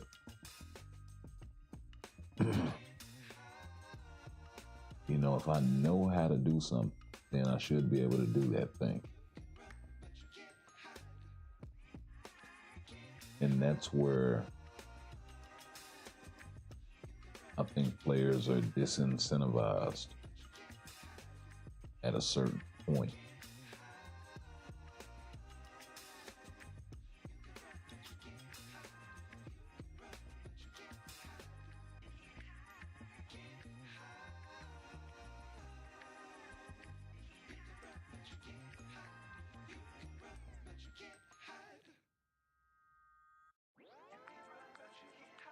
I mean, when you think about it, they even got it broken down to, oh, this player farms faster than, and this is the fastest farm, this the farming god, all of this sort of stuff, right?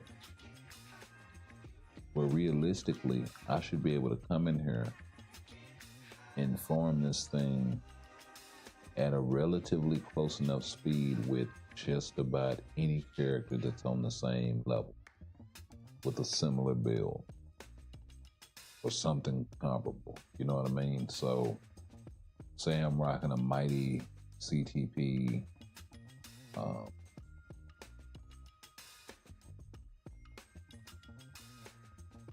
don't know, with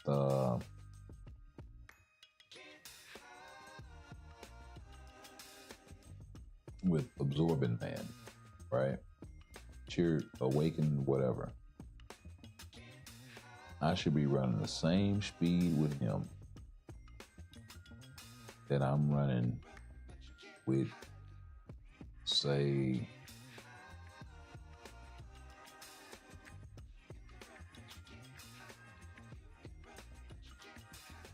I don't know, um, Red Goblin, maybe. Trying to think of strong tier 3-ish awakened characters. Maybe Iceman in that summer joint that he has for for where he's at. Yes, he needs a rework. Yes, he's trash right now, but you know, those two characters should be forming content around the same speed. You know what I mean? This sort of thing is what I'm talking about.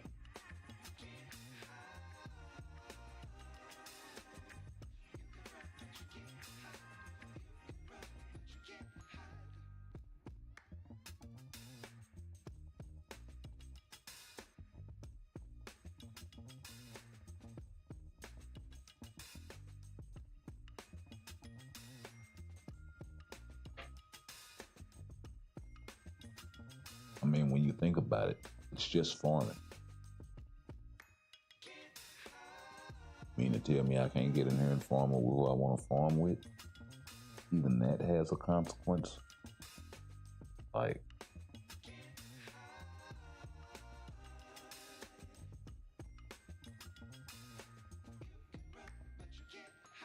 and in that regard, that's how characters wound up collecting dust. But yeah, man, I'm gonna let this riff go ahead and ride out. And it's been a pleasure hanging out with y'all once again. Y'all make sure y'all hit that thumbs up, make y'all sound off in the comments. Make sure y'all hit that notification bell.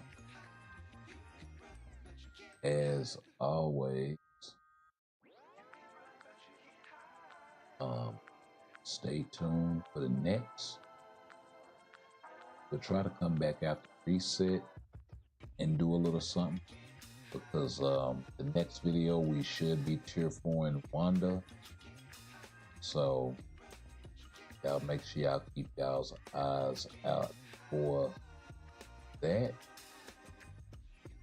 Not sure if I'll get some rest in between now and then or not, because it's only a few hours away to the reset. But yeah. So it may be closer to this afternoon. Just gotta see how my day is gonna play out. But yeah. Keep your eyes out. We'll be coming back tomorrow after the reset. Maybe a few hours, maybe like 5 Central Time, somewhere around there. I think it'll be a good time for me to jump back on. So about 9, maybe 10 hours from now, we will catch you guys in the next one. Peace. I know you told your friend you're not okay, and tell me what's wrong and why you never said you felt that way. Guess you're trying to stay strong and fake a smile until I look away.